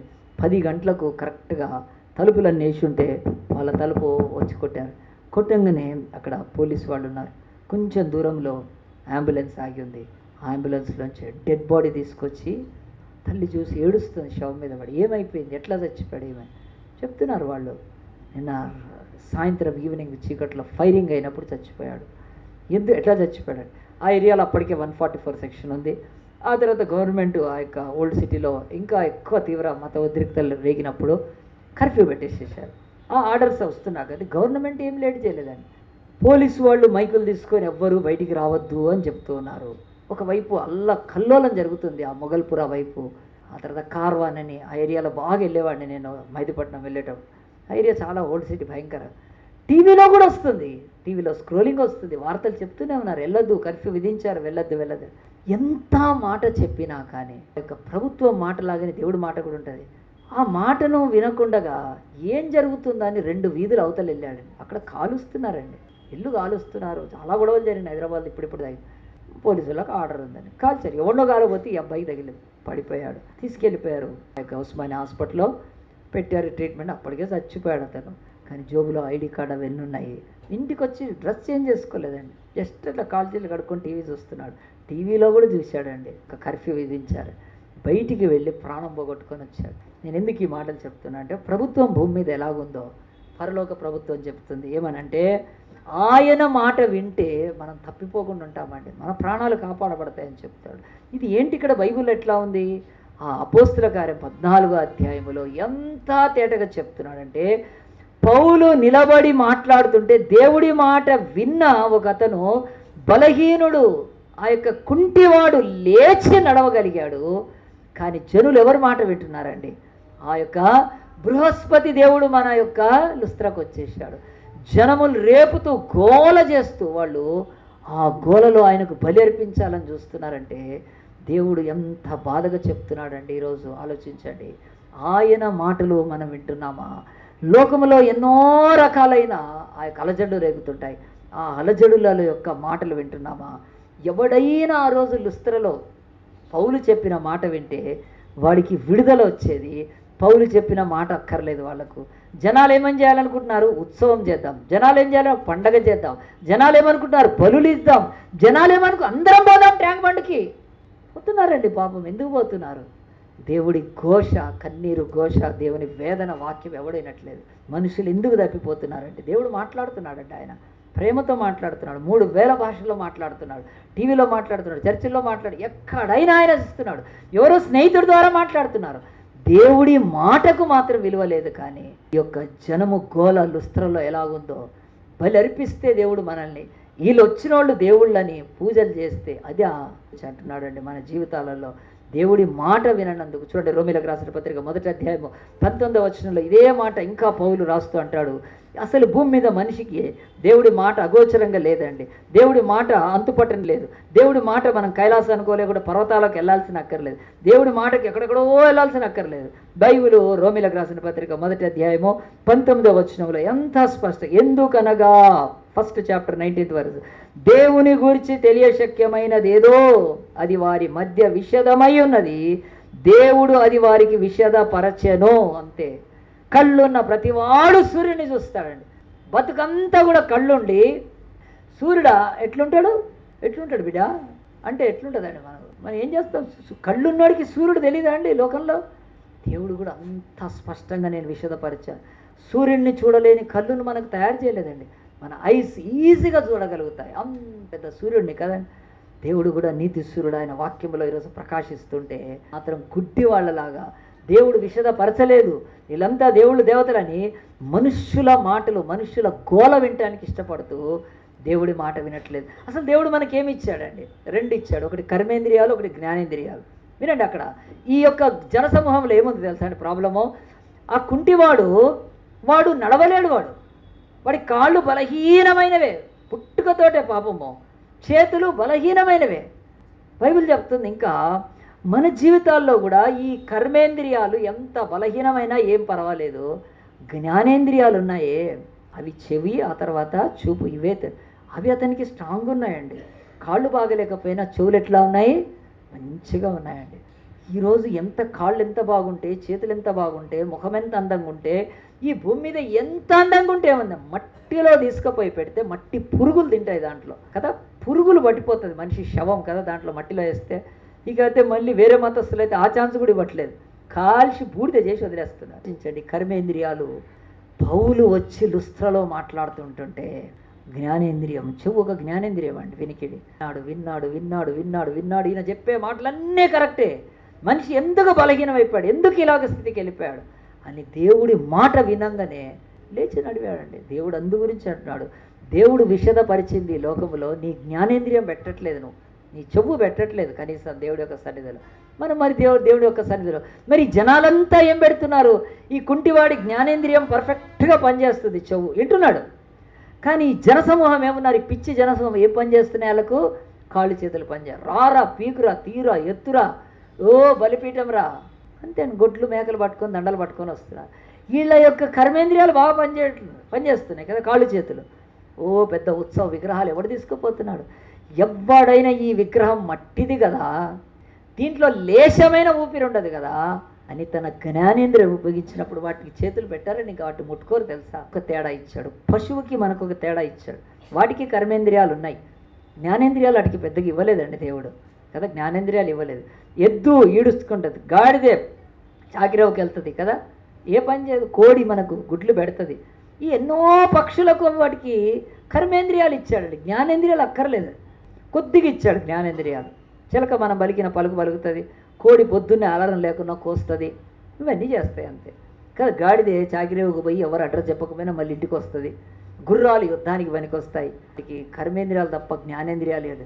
కానీ దేవుడి స్వరూపం పోలికలో ఉన్న మన బతుకుల్లో ఈ జ్ఞానేంద్రియాలు ఉపయోగించట్లేదు. ఒక వెండిని ఒక బంగారాన్ని బొమ్మ చేసి ఆ యొక్క కంసాలివాడు చేసినాక దానికి ముక్కు చెక్క చేసి పెట్టినాక అది దేవుడి దేవత ఎట్లా అవుతుందండి? అది అంతకుముందు అగ్నిలో ఉండింది కదా, అగ్నిలో రూపం వాడిచ్చాడు కదా. నీకు రూపం ఇచ్చిన వాడు నీ చేత ఎట్లా రూపం చేపించుకుంటాడు? నీకు రూపం ఇచ్చిన వాడి రూపం నువ్వు చెయ్యలేవు ఈ భూమి మీద. అలాంటి దేవుడి దగ్గరికి మనం ఎందుకనంటే భూమి మీద దేవుడి గురించి తెలియశక్యమైనదేదో ఆయన చెబుతూనే వస్తున్నాడు. ఫస్ట్ పాయింట్ అయిపోయే ముందు ఒక్క మాట, నీ బ్రతుకులో ఎక్కడ బలహీనత ఉందో ఆ బలహీనత విషయంలో వాక్యం వినట్లేదు. ఖచ్చితంగా చెప్తున్నాను. అందు గురించే మనం ఈరోజు తప్పిపోతున్నాము. నీకు ఆర్థికంగా బలహీనం ఉన్నావా? వినాలి వాక్యం కదండి కదా. ఓ సంపాదించిన డబ్బులన్నీ జోబులో వేసుకొని సంపాదించిన డబ్బులు తాగటానికి తగలబెట్టి అన్ని ఎట్లా నువ్వు దీవించబడతావు? ఎట్లా దీవించబడతావండి కదా. నేను ఒక ఇండియాలో ఒక దేవత ఉంది కదా, ధనదేవత, నేను పూజిస్తా అంటే ఏం పూజిస్తే ఏమొస్తుంది నీకు కదా? అది చెప్తుంది లాటరీ టికెట్ కొనుక్కోమని, కొనుక్కో, పోతావు నువ్వే ఒకరోజు. అంటే ఈ లోకంలో ధనము కావటానికి ధనదేవతనని ఒక దేవతను సృష్టించుకొని ఆమెను పూజిస్తే ధనం వస్తుందని ఎక్కడుందండి? నీ జ్ఞానం ఉపయోగించి చెప్తుంది ఎక్కడ బలహీనత ఉంది. నీ యొక్క శరీరంలో బలహీనత ఉందా, నీ ఆర్థికంగా బలహీనత ఉందా, నీ కుటుంబంలో బలహీనత ఉందా, ఆ తర్వాత నీ యొక్క సంబంధాల బలహీనత ఉందా, చదువుతున్నావు ఎడ్యుకేషన్లో బలహీనత ఉందా, రా దేవుడు అంటున్నాడు విను first, here the word of God. అది నీకు విడుదలిస్తుంది కనుక ప్రియ దేవుని బిడ్డలారా, మనుష్యులు ఎందుకు తప్పిపోతున్నారు? ఆఖరికి 119వ కీర్తన 130 వచనం చదవండి. ఎవరైనా త్వరగా తీస్తే మైక్ ఉంటే చేతిలో పెట్టుకొని చదవండి. 119 Psalm 130లో బైబిల్ చెప్తుంది. అది 119వ కీర్తన 130వ వచనము, నీ వాక్యము వెల్లడి అగుట తోడనే వెలుగు కలుగును, అవి తెలివి లేని వారికి తెలివి కలిగించినండి. మన మధ్యలో మన నీలోఫర్ సిస్టర్ ఎక్కువ వాడతారండి ఆ మాట, నాకు చాలా ఇష్టం. ఎప్పుడు నేను వెళ్ళి బైబిల్ స్టడీలో వాక్యం చెప్పాలి సిస్టర్ ప్రార్థన చేయమంటే మరి కాజా హుస్సేన్ మిస్సెస్ నీలోఫర్ సిస్టర్ అదే ప్రార్థన చేస్తారండి. తెలివి లేని వానికి తెలివిస్తాయండి కదా. అవి మనం వాక్యం వినాలి, మరి వింటేనే మన బ్రతుకుల్లో అలాగున కలుగుతుంది. ఇంకోటి చూడు 119 105 వచ్చిన చూడండి, 105 అక్కడ చెప్తున్నాడు, నీ వాక్యము నా పాదములకు దీపమును నా త్రోవకు వెలుగై ఉందని చెప్తున్నాడండి. కనుక దేవుడి వాక్యము వెల్లడవుటనే మనకు వెలుగు కలుగుతుంది. తెలివి లేకపోతే తెలివిస్తుంది. దేవుడి వాక్యం మన పాదాలకు దీపం, మన త్రోవకు వెలుగు అవుతుందంటే దేవుడు ఆ యొక్క వాక్యము వినుమంటున్నాడు. విని నువ్వు ఆ యొక్క దేవుని యొక్క సన్నిధిలో లోబడితే గొప్ప బిడ్డవవుతావండి. కనుక ఈ లోకంలో మొదటిది చెప్పానండి, మనుషులు ఎందుకు త్రోవ తప్పిపోతున్నారు అంటే దేవుని మాట విననందుకేనండి. దేవుడు ఎప్పుడు తన మాటని ఇస్తున్నాడు. అందుగురించి ప్రకృతి సృష్టి అన్నీ చెప్తున్నాయి, తేట తెల్లంగా ఉంది. కనుక మనము ఆ యొక్క లుస్త్రలోని జన సమూహములోని దుమ్మీ రకమైన ఒక మతానికి భక్తికి అలవాటు పడుతున్నాం. ఏదో గుంపుగా తీస్తారు. ఏం తీస్తారు? రథయాత్రని తీస్తారు. ఏదో గుంపుగా అందరూ, ఈ క్రిస్టియన్స్ కూడా పిచ్చి పట్టిందండి. నేను క్రిస్టియన్స్ని కూడా ఏమన్నాను కదా, రన్ ఫర్ జీసస్, నీ బొంద జీసస్, రన్ ఫర్ జీసస్ అని టీషర్ట్లు వేసుకొని ఆ టీషర్ట్లు పట్టవది పైకి వెళ్ళిపోతూ ఉంటుంది, పొట్ట బయటకు వస్తుంటుంది. ఇక రన్ ఫర్ జీసస్ అని పొయ్యి తారనాక నుంచి ఆ పొయ్యి ఆ ట్యాంక్ బండ్లో పడితే బెస్ట్ పొయ్యి ఏం పరిగెత్తితే ఏమొస్తుందండి కదా. వాళ్ళేమో రథాలు తీసుకొని పోతున్నారు, గుర్రాలు తీసుకొని పోతున్నారు, బండ్లలో విగ్రహాలను పెట్టుకుంటున్నారు. వాళ్ళు ఏదో బాధపడుతుంటే మనకు అదే గోలన అందరు ఎక్కువ మంది కనిపించాలి, కనిపించి అందరము రన్ ఫర్ జీసస్ అని చెప్పి క్యాండిల్ పట్టుకొని తిరగాలి. ఇదేమీ గోలండి. దేవుడు అంటున్నాడు ఇట్లలో ఏమీ లేదండి. జనసమూహము వేరు, ఆ లుస్త్రలో పాదాలు కలిగిన వాడు వేరు. పాదాలు బలహీన వింటున్నాడండి. Here the word. అసలు ఈ పాస్టర్ ఈ మీటింగ్లో ఆ స్టేజ్ మీద ఏం చెప్తున్నాడు ఒక్కసారి వినాలండి. విన్న తర్వాత ఆత్మదేవుడు ఉన్నాడు, గుర్తుపెట్టుకోండి. ఆయన అది కరెక్టో కాదో నీ మనస్సాక్షి ఏముందిలే మనం కూడా కదా ఉత్సవ విగ్రహాలు తీసుకొని ఊరేగుదాం అనుకుంటే దేవుడు ఎన్నడూ మాట్లాడండి. మొదటి చెప్పాను, రెండోది చాలా స్పీడ్గా చెప్తాను, తీయండి. మనుషులు ఎందుకు తప్పిపోతున్నారు, ఎందుకు త్రోవ తప్పిపోతున్నారు, ఈ బాధలు ఎందుకు అనే దాని విషయంలో మనము బైబిల్ చేస్తున్న ఆన్సర్స్ నేర్చుకుంటాం. మొదటి సమూయేలు 28వ అధ్యాయం తీయండి. మొదటి సమూయేలు 28వ అధ్యాయం, ఫస్ట్ శామ్యూయల్ ఓల్డ్ టెస్టిమెంట్లో ఉంటుందండి. ఒక చిన్న ప్రాఫిటికల్ బుక్. ఈ బుక్లో లేకపోతే హిస్టరీ బుక్ ఇది. దీనిలో మనం చూస్తే మొదటి సమూయేలు గ్రంథము 28వ అధ్యాయం, పేజ్ నెంబర్ చెప్తాను 249. కొంచెం అప్పుడప్పుడు మీ బైబిల్ ఏం చేయండి అంటే బట్టలు ఆరబెట్టినట్టు ఆ తర్వాత వడియాలు ఆరబెట్టినట్టు. వడియాలు పెట్టారు ఎవరైనా? చేతులు ఎత్తారా మగవాళ్ళు? నేనైతే పెట్టానండి. Very good. రాజు నాకు ఎదుగున్నా. మా అమ్మ ఇస్తే పోయి ఇంటి మీదకి వెళ్ళి వడియాలు పెట్టేవాడిని నేను. మా ఇంట్లో ఆడపిల్లలు లేరు కానీ. అట్లా వడియాలు ఆరబెడతారు, బట్టలు ఆరబెడతారు. అట్లా ఈ బైబిల్ కూడా ఒకసారి ఆరబెట్టండి అండి. కొంచెం చాలా మంది పేపర్లు పట్టుకొని ఉంటున్నాయి బైబిల్లో. పెట్టండి, అసలు కష్టపడతారండి. బైబిల్ ఇట్లా తీయాలి తెలుసా అండి, ఇట్లా తీయాలి. ఇప్పుడు దీంట్లో తీయట్లే, ఇట్లా అనగానే యాప్ ఓపెన్ అవుతుంది కదా. ఆ తర్వాత 2 కోతులు వస్తాయి కదా దాంట్లో. మరి బైబిల్ కూడా తీయాలండి, ఖచ్చితంగా నేర్చుకోవాలి. అందు గురించి ఒకటి ఏంటంటే, ఫ్యాన్ కొనుక్కోండి ఒకటి ఇట్లాంటిది, రోజు కొంచెం పెట్టండి. ఇట్లా ఇట్లా ఇట్లా పెడితే అది కొంచెం లూజ్ అయితే పేపర్లు అతుక్కొని ఎట్లా చదివేది లేదు. అందుకని చెప్తున్నా, చదివితే అవే ఫ్రీ అవుతాయి. కానీ చదవరు కనుక కొంచెం ఫ్యాన్కి పెట్టుకొని వస్తే. ఎవరైనా ఫోన్ చేశారు అనుకోండి, ఎందుకు లేట్ అవుతుంది, ఆగే జరిసేపు ఫ్యాన్ కాడ పెట్టిన బైబిల్ అని చెప్పి ఇద్దరు కలిసి రావచ్చు. లేదండి, బైబిల్ తీయాలి, లేకపోతే మనం చాలా నష్టపోతామండి. మొదటి సమూయేలు గ్రంథం 28వ అధ్యాయంలో దేవుడు ఒక ఆయన గురించి రాశాడు. ఆ దినములలో ఫిలిస్తీన్లు ఇశ్రాయేలుతో యుద్ధం చేయవాలని సైన్యములు సమకూర్చి యుద్ధమునకు సిద్ధపడగా ఆకీషు దావీదును పిలిచి, నేను దండెత్తాను. అక్కడ వాక్యం వద్దులేండి, అది చాలా హిస్టరీలోకి వెళ్ళాల్సి వస్తుంది. ఈ 28వ అధ్యాయంలో ఏం జరుగుతుందని నేను చెప్తాను. ఇశ్రాయేలుకు మొదటి రాజు సౌలు. వాళ్ళు రాజుని వాళ్ళు సొంతంగా కోరుకున్నారు. ఇశ్రాయేలు మాకు రాజు కావాలి, రాజు కావాలి, రాజు కావాలి. దేవుడు ఆ రాజుని ఇచ్చాడు. ఆ రాజు పరిపాలించడం మొదలుపెట్టాడు. ఆ రాజ్యం విస్తరించడం మొదలుపెట్టింది. యుద్ధాలు చేశాడు, కోటగోడలు కట్టాడు, అంతఃపురాలు కట్టాడు. చాలా రాజ్యం అంటే అన్నీ ఉంటాయి కనుక మొత్తం అంతా రాజ్యం అంతా ఉంటాయి. మొత్తం బాహుబలి అంత ఉండకపోవచ్చు, కానీ కొంచెం తక్కువే ఉంటుంది కనుక మంచిగా కట్టాడండి. కట్టిగా బాగా అయిపోయిన తర్వాత ఏం చేశాడంటే, ఒకానొక సమయంలో అతడు దేవుడి మాట వినలేదు. దేవుడి మాట వినకపోతే ఏమైపోయింది, దేవుడు పీకేశాడు అతన్ని. నువ్వు రాజుగా ఉండవు అని చెప్పేశాడు. ఎవరితో చెప్పాడు? సమూయేలుతో చెప్పాడు. నిన్ను దేవుడు తిరస్కరించాడు, తృణీకరించాడు. నీ స్థానంలో ఇంకొక మంచి వాడిని దేవుడు రాజుగా పెట్టుకుంటాడు అని చెప్పి ఈ సౌలు అనే ఆయనకు దేవుడు చెప్పాడు. దేవుడు తీసేసిన తర్వాత రాజ్యం నుంచి అతన్ని దేవుడు అదే రోజు తీసుకుపోయి చెరసాల్లో వేయలేదు, బొందులోకి తీసుకెళ్ళలేదు. కానీ కొద్ది టైం అయితే ఇస్తాడండి, గ్రేస్ ఉంటుంది. మారతాడేమో అని. మారినా అది దేవుడు ఒకసారి నరుడు కాదు, ఆయన పశ్చాత్తాపడు, ఒక డిసిషన్ తీసుకున్నాడని దాన్ని వెనక్కి వెళ్ళాడు. సౌలుని తీసేసి వేరే అతన్ని రాజుగా చేయాలని దేవుడు నిశ్చయం చేసుకున్నాడు. అంతే. తీసేస్తారండి, ఎంతోమంది తీసేస్తారు. మన దగ్గర కేసీఆర్ గారి దగ్గర ఒక ఉప ముఖ్యమంత్రి ఉండేవాడు, ఆయనను తీసేశారు. ఏం పేరు ఆయన పేరు? రాజయ్య. నోటి మీదే ఉంది, ఆయనకి బైబిల్లో ఒక్క పేరు ఉండదు మళ్ళీ. రాజయ్య కదండి. రాజయ్యని ఏం చేశాడు ఆయన? తీసేశాడు. మరి అట్లే దేవుడు తీసేస్తాడు. కేసీఆరే తీయగలిగినప్పుడు, ముఖ్యమంత్రి గారే తీసినప్పుడు దేవుడు తీసేయాడా? తన రాజ్యాన్ని వెళ్తున్న సౌలుని పీకేశాడండి. తీసేసినాక కూడా అతడు ఏం చేయాల్సింది, దేవుడు నన్ను తిరస్కరించాడు, తృణీకరించాడు అని ఏం చేయాలంటే, అతను పోయి రాజవస్త్రాలు తీసేసి గోనె పట్టు కట్టుకొని, ఆయన లేకపోతే అంతకుముందు రైతు వాళ్ళ నాన్న చక్కగా ఆ యొక్క నాగలి తీసుకొని ఎద్దులు తీసుకొని దండం పెట్టి ప్రణామం పెట్టి తూర్పు దిక్కున, రాజా దేవా నన్ను రాజ్యం నుంచి తీసేసావు, నేను వదిలేస్తున్నాను. ఈ రాజ్యము నువ్వు ఎవరి యోగ్యుడు అనుకుంటే వాళ్ళకి ఇచ్చేసుకో. నేను వెళ్ళి ఏదైనా ఒక చెట్టు కింద కూర్చుంటాను, అయితే బుద్ధుడిని అవుతాను. లేదన్నా కాకపోయినా పర్లేదు, నా పొలం పని వెళ్ళిపోవాలండి. వెళ్ళలేదు తెలుసా అండి రాజు సౌలు అట్లా. ఎందుకు ఈ మాట ఇంతసేపు చెప్పానంటే, దేవుడు కూడా అనేక మంది సేవకులను, పాస్టర్లను పీకేశాడండి. వాళ్ళు ఇంకా మందిరాలు పట్టుకొని ఎలాడుతున్నారు. జాగ్రత్త, నేను చెప్తున్నాను. అలాంటి వాళ్ళు సేవకులు కాదో మీరు గుర్తుపట్టాలి. చెప్తున్నాను, ఈ పులిపిట్ నుంచి అన్నీ అలాగే ఐరన్ పులిపిట్ ఇది చెప్తున్నాను. ఎంతోమంది సేవకులను తీసేశాడండి. దిక్కు మాలిన మందిరాలు పట్టుకొని ఎలాడుతున్నారు.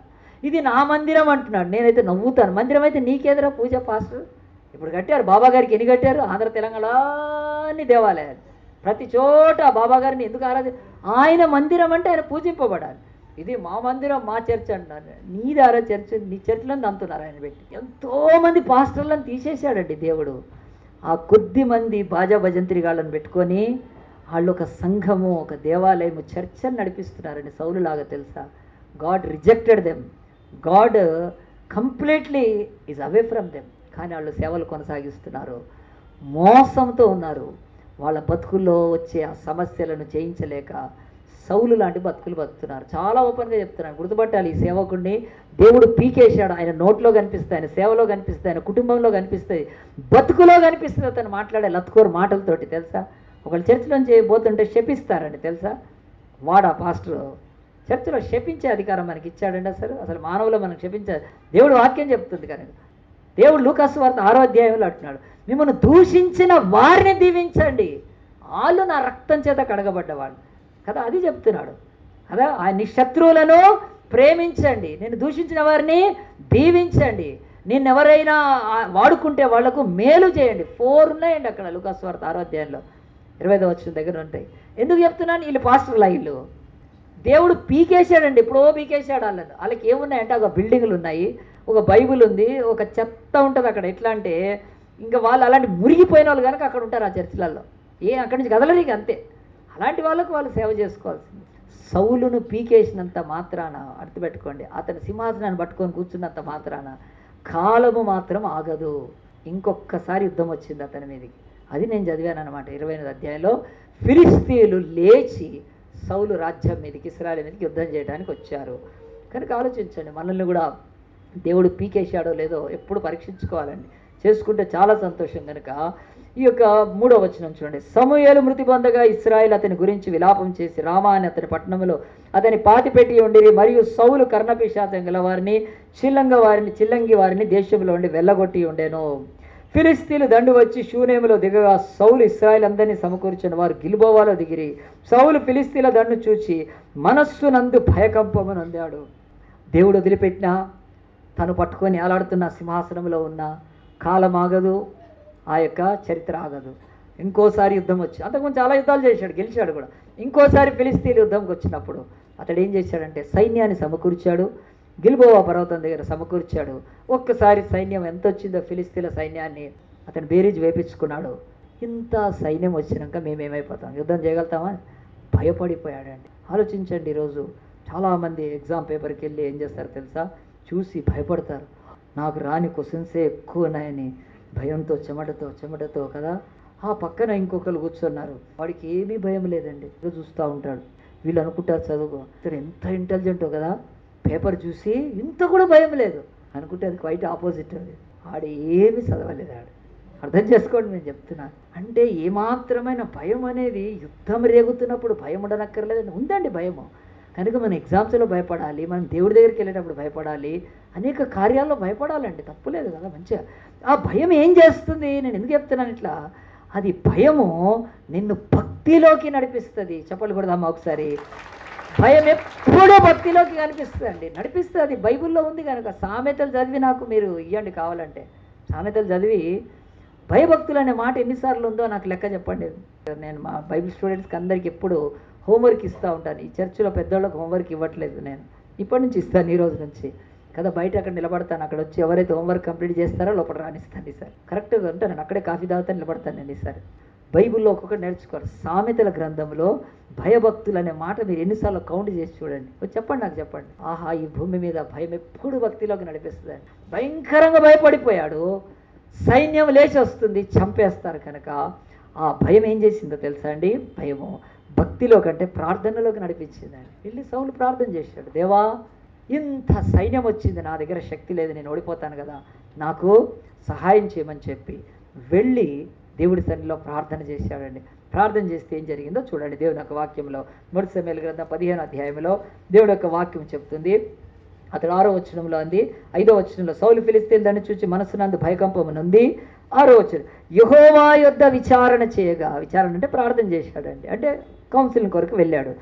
విచారణ చేయగా యెహోవా స్వప్నము ద్వారానైనను, ఊరీము ద్వారానైనను, ప్రవక్తల ద్వారానైనను ఏమీయో సెలవేయకుండాను.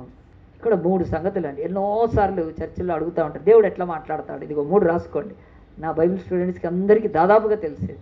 దేవుడు 3 వేస్లో మాట్లాడతాడు. స్వప్నము, స్వప్నం అంటే ఒక అమ్మాయి పేరు కాదండి, మళ్ళీ మీరు పొరపాటున పడారు. స్వప్నం అంటే కళ ద్వారా మాట్లాడతాడు. ఫరోతో ఎట్లా మాట్లాడాడు దేవుడు? కళ. ఆ యొక్క నెబుకద్నెజరుతో కళతో. ఎవరితో అయినా కళతో మాట్లాడతాడండి. దేవుడికి ఆ శక్తి ఉంది. అబీమెలెకుతో కూడా కళలో మాట్లాడాడు. బైబిల్లో ఎన్నో ఉన్నాయి. కనుక అలాగున కళ వేరు కనుక ఆ యొక్క కళ ద్వారా మాట్లాడదు. రెండోది అక్కడ ఏముంది? ఊరీము తుమ్మేము. ఊరీము తుమ్మేము అంటే ఏంటి? ఊరీము అంటే ఉమ్ము, తూరీం అంటే తుమ్మ.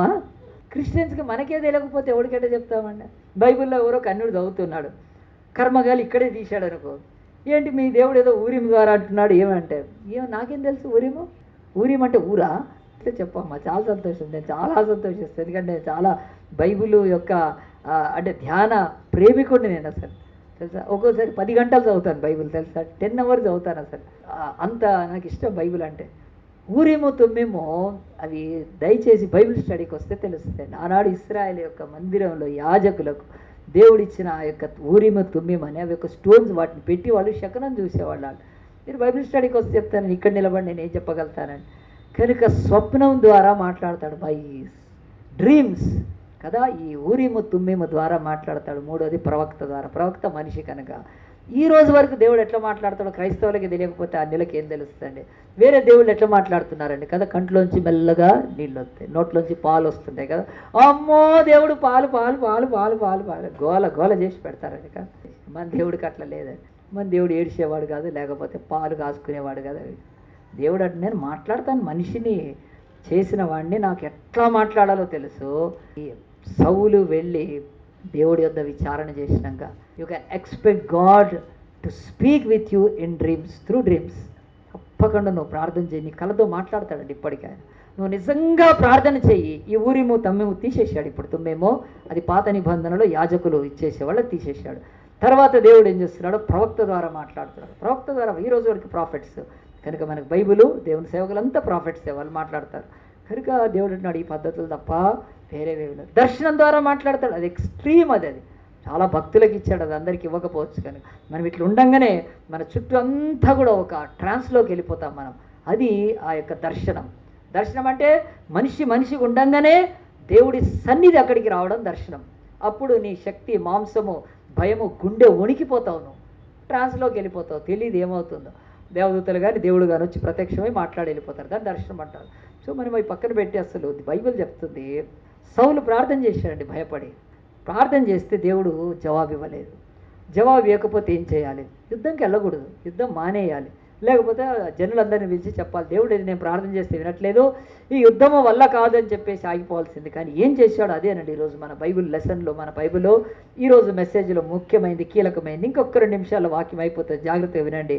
బైబిల్ ఏం చెప్తుందనంటే అలాగున మాట్లాడినప్పుడు 7వ వచనం, అప్పుడు సౌలు నా కొరకు మీరు కర్ణపిశాచము గల ఒక స్త్రీని కనుగొనడి, నేను పోయి దాని చేత విచారణ చేతునని తన సేవకులకు ఆజ్ఞేయగా వారు చిత్తము. ఎందోరులో కర్ణపిశాచము గల ఒకటి ఉన్నదని అతనితో చెప్పినప్పుడు కాబట్టి సౌలు మారు వేషం వేసుకొని పోయాడు. ఎందోరు అని ఒక ప్లేస్ మన ఇండియాలో ఇండోర్ ఉంది కదండి, ఇండోర్ కాదు ఎందోరు. ఎందోరు అంటే ఎందెందుందో మనకు తెలియదు కానీ అది ఎందోరులో ఒక కర్ణపిశాచిగా అలా కనుక్కోమన్నాడు సేవకులను. తర్వాత ఆమె దగ్గరికి ఏం చేశాడు, మారు వేషంలో వెళ్ళాడని. మారు వేషంలో వెళ్ళి, నేను షార్ట్ చేసి చెప్తున్నాను జాగ్రత్త వినండి. వెళ్ళిన తర్వాత ఆమెను అడిగాడు, అమ్మ నువ్వు కర్ణపిశాచము సోదె చెప్పేదానివి కదా, చెప్పమ్మా సోదే అన్నాడు. అంటే ఆమె అంటుంది, నువ్వు ఎక్కడి నుంచి వచ్చావురా నా ప్రాణం తీయటానికి అంది. అదేమిటంటే సౌలు మన రాజు ఉన్నాడు కదా దేశంలో, సోదె చెప్పే వాళ్ళను, కర్ణపిశాచి వాళ్ళని దేశంలోంచి అంతా కూడా ఎలగొట్టేశాడు కదా. ఇప్పుడు మేము ప్రాక్టీస్ చేస్తే ఆయనకు తెలిస్తే మళ్ళీ లోపడేసేస్తాడు, చంపేస్తాడు, కత్తి తీసుకొని తల నరికేస్తాడు. అంత భక్తుడండి సౌలు. మీకు ఎందుకు చెప్తున్నాను నేను, అతడు సింహాసనం మీదకి వచ్చినప్పుడు దేశంలో కర్ణపిశాచి సోదెగాళ్లను, మంత్రగాళ్లను వాళ్ళందరినీ దేశంలోంచి వెళ్ళగొట్టాడండి. నేను చెప్తున్నాను, యేసుప్రభు నమ్మిన గుర్తుపెట్టుకోండి, చాలా బాధగా చెప్తున్నాను. తాళ్ళు కట్టుకోవడము, అవి పెట్టుకోవడం, మెడలకేసుకోవడం పాపం అండి. అది వదిలేయాలి. అవి దేవుని సన్నిధిలో కనీసం నేను బంగారు ఉంగరం కూడా పెట్టుకోను, నాకు అసలు అవసరం లేదు. అవి కట్టుకుంటారేంటండి క్రైస్తవులు? పెళ్లి కాడికి 4 వైపుల పసుపు ఎందుకు పెడుతున్నారండి? అవసరమా మనకు అవి? సౌలు ఎంత భక్తుడు తెలుసా అండి. కొన్ని ఏళ్ల తర్వాత స్త్రీ గుర్తుపెట్టుకో చెప్తుంది చూడండి, మన దేశంలో మన రాజు తలకాయలు తీసేశాడు ఆ పని చేస్తే, ప్రాక్టీస్ చేస్తే. అంత భక్తుడని ఒక ఆమె చెప్తుంది ఆ ప్రాక్టీస్ చేశాను. భయపడుతుంది ఆమె ఇప్పటికీ. నా ప్రాణం తీస్తారా మీరేమన్నా? ఎవరైనా పోయి నేను ఇది ప్రాక్టీస్ చేస్తున్నారని చెప్తే సౌలు వెంటనే చంపేస్తాడు నన్ను అని. అంటే ఎంత బాధపడుతున్నాను మీకు చెప్పేది సరిగ్గా అర్థం కావట్లేదు, చెప్తాను వినండి. ఎవరికైనా అబ్బాయి అమ్మాయి పుట్టేప్పుడు ప్రెగ్నెన్సీలో ఏం టెస్ట్ చేస్తారండి? సోనోగ్రఫీ చేస్తారు కదా. చేసినప్పుడు దాంట్లో పిల్లలు ఆడామగా బయటపడుతుంది. అది ఇప్పుడు గవర్నమెంట్ చేనిస్తుందండి. ఏం చేస్తారు ఆ డాక్టర్స్ని? లైసెన్స్ బీకేస్తారు కదా, హాస్పిటల్ క్లోజ్ చేస్తారు. అట్లా భయపడుతుంది ఈమె. మీరు వచ్చి నా ప్రాక్టీస్ పాడు చేస్తారా, నా ప్రాణం తీస్తారా, నా హాస్పిటల్ మూసేస్తారా? అసలు పిల్లల యొక్క లింగము కనుక్కోవడము అది తప్పు అని గవర్నమెంట్ రూల్ పాస్ చేసిన తర్వాత ఈ దొంగ డాక్టర్లు చేసేవాళ్ళు చేస్తున్నారు అని భయపడుతున్నారు వాళ్ళు ప్రభుత్వానికి కదా. అబార్షన్లు చేసి పారేట్లే డబ్బులు తీసుకొని. అట్లా భయపడుతుందండి ఈమె. దీంట్లో చేసింది ఒకప్పుడు కర్ణపిశాచి సోదే పనులు, నేను చెయ్యను. ఇప్పుడు చేశానంటే రాజుకు తెలుస్తుంది అన్నప్పుడు ఎదురుంగి ఎవరు నిలబడి ఉన్నారండి? ఆడే రాజే నిలబడి ఉన్నాడు. అంటాడు, యెహోవా జీవంతోడమ్మా, ఏం కాదు, నీ ప్రాణానికి ముప్పు ఏమీ కాదు. ఆడేగా సౌలు అంటే నీకేం కాదు, చెప్పు సోది చెప్పు అంటే, సరే నువ్వు సీక్రెట్గా చేస్తావా, కొంచెం డబ్బులు తక్కువ ఇచ్చినా కానీ ఇది బయటికి బొక్కద్దు, కూర్చొని కూర్చోబెట్టిందండి. మంచి ఇట్లా కూర్చొని ఉంటారు కదా, ఏం చదివిందో మరి తెలియదు కదా కొంతసేపు సెల్ఫ్ స్టార్ట్ కాదు తొందరగా, ఏదో మొత్తానికి ఏదో బీగుతాడు, ఆ దయ్యాలని ఎక్కుతాయి కనుక అడిగింది, ఎవరు కావాలి నీకు అని అడిగింది. సమూయేలు కావాలి. నాకు తెలుసు, నీకు సమూయేలు అవసరం ఎందుకు, నువ్వు సౌలువే అంటుంది, గుర్తుపట్టింది. సౌలుకి సమూయేలుకి భయంకరంగా నడుస్తుంది, వాళ్ళకి తెలుసు. పొయ్యి నేను అసలే చెప్తున్నాను, నన్ను రాజు చంపుతాడు కదా అంటే వచ్చి సమూయేలు అడుగుతావాను. భయపడిపోయి దుప్పటంతా తీసి చెమటలు పట్టేసి ఆమె ఇప్పుడు అన్నాడు, ఏం కాదు పర్వాలేదు, సౌలునే, నేనే కదా రాజు, నీ ప్రాణాన్ని ఇచ్చేస్తాను. తనకు బైబిల్లో రాసిందని, అది మీకైతే అస్సలు మిస్టరీ అది వదిలిపెట్టండి. మీరు ఇక చాలా కాలం బైబిల్ స్టడీ కనీసం నా దగ్గర ఒక 5 ఏళ్ళని చేస్తే రా చెప్తాను నేను. బైబిల్లో వెళ్ళాలి, మిస్టరీస్ వెళ్ళాలి కనుక. అసలు పాతాళం అంటే ఏంటి కదా, ఆ యొక్క బిలం అంటే ఏంటి, ఆ తర్వాత లోపల హేడ్స్ అంటే ఏంటి, ఇవన్నీ నేర్చుకోవాలి. ఈ భూమి కింద 7 లోకాలు అనేవి ఉన్నాయని చెప్తారు, అది బైబిల్లో కూడా ఉన్నాయని. ఎక్కడికి ఎక్కడికి పోతాడో ఉంటుంది కనుక అంటే, నువ్వు రేపు ఈ సమయానికి నీ కొడుకులతో పాటు నా దగ్గర ఉంటావు, నువ్వు గరుడాలో వచ్చేస్తావు నా దగ్గరకు అని చెప్పాడు. అది అంతే, ఇక కథ వదిలేసాడు. కానీ నేను ఎక్కడ మన సబ్జెక్టే అది కాదు కనుక మీరు వెళ్ళి చదవండి. ఎవరికైనా డౌట్లు ఉంటే నన్ను అడగండి అండి, నేను 1-2 గంటలు చెప్తాను, ఇంట్రెస్ట్ ఉంటే కూర్చోబెట్టి. మళ్ళీ నేనే కాఫీ టీ తెప్పిస్తాను, నాకు అలవాటు కనుక చెప్తున్నాను. అంతా మంచి వాక్యంలో సత్యాలు ఉంటాయండి. సౌలు బ్రతుకు ఎక్కడికి వెళ్ళిపోయిందండి, ఈ పని చేసినాక సోదెగాండ్లకు ఆ కర్ణపిశాచ్ అంటే ఎవరైనా మనసులో అనుకున్నది చెవులకు వినిపిస్తుందండి. అది ఒక black magic power, Satan power. నాకు 89-90లో వినిపించేదండి అట్లా. నన్ను మెంటల్ హాస్పిటల్ తీసుకెళ్ళి పెట్టినప్పుడు నేను ఎవరైనా మాట్లాడితే లోపల మాట్లాడుకుంటే వాళ్ళు చెప్పేవాడిని, వాళ్ళు బిత్తర మొహం పెట్టేవాళ్ళు కానీ నాకు తెలియదు. అది కొన్ని రోజులు ఆపరేట్ అయిందని, తర్వాత దేవుడు నన్ను విడిపించేశాడు కనుక ఆ కర్ణపిష బ్లాక్ మ్యాజిక్ అండి. ఈరోజు భూమి మీద సాతాంతో వీళ్ళంతా చేస్తారు, అవన్నీ ఉన్నాయి కానీ దేవుడి బిడ్డలతోటి మరి జయించలేరు. సో ఎందుకు చెప్తున్నానంటే, అలాగున ఆ స్వరం విని భూమిలోంచి సమూయేలు వచ్చాడని దుప్పటి కప్పుకొని నువ్వు సస్తావని చెప్పేసినాక కరెక్ట్గా వెరీ ఫ్యూ డేస్లో అండి ఏమైంది తెలుసా అండి, సౌలు యుద్ధానికి వెళ్ళాడు, యుద్ధంలో చచ్చిపోయాడు. వాళ్ళ 3 కొడుకులు చచ్చిపోయారు. వాళ్ళ శవాలు అక్కడ పడి ఉంటే ఫిలిస్తీన్లు వచ్చారు దోపిడీ కొరకు. అక్కడ శవాలు చూశారు, ఇటు సౌలు కదా ఇశ్రాయేలు రాజు అని చెప్పి ఏం చేశారంటే, అందరికీ తెలియాలని చెప్పి తల కోసేసారండి. తల తీసుకున్నారు, ఆయుధాలు తీసుకున్నారు, వెళ్ళి ఫిలిస్తీన్ దేశంలో పట్టణాలన్నిటికీ పంపించారండి. మన శత్రువు ఇశ్రాయేలు రాజు సౌలు చచ్చిపోయాడని వాళ్ళు ఆ యొక్క ముండాన్ని తీసుకెళ్ళిపోయి గిల్బోవా పర్వతంలో బెత్షెబాను కోటకు తగిలిచ్చారండి. ఇంత దౌర్భాగ్యం అండి. చెప్తుంది సౌలు ఎందుకు హతమైపోయాడు.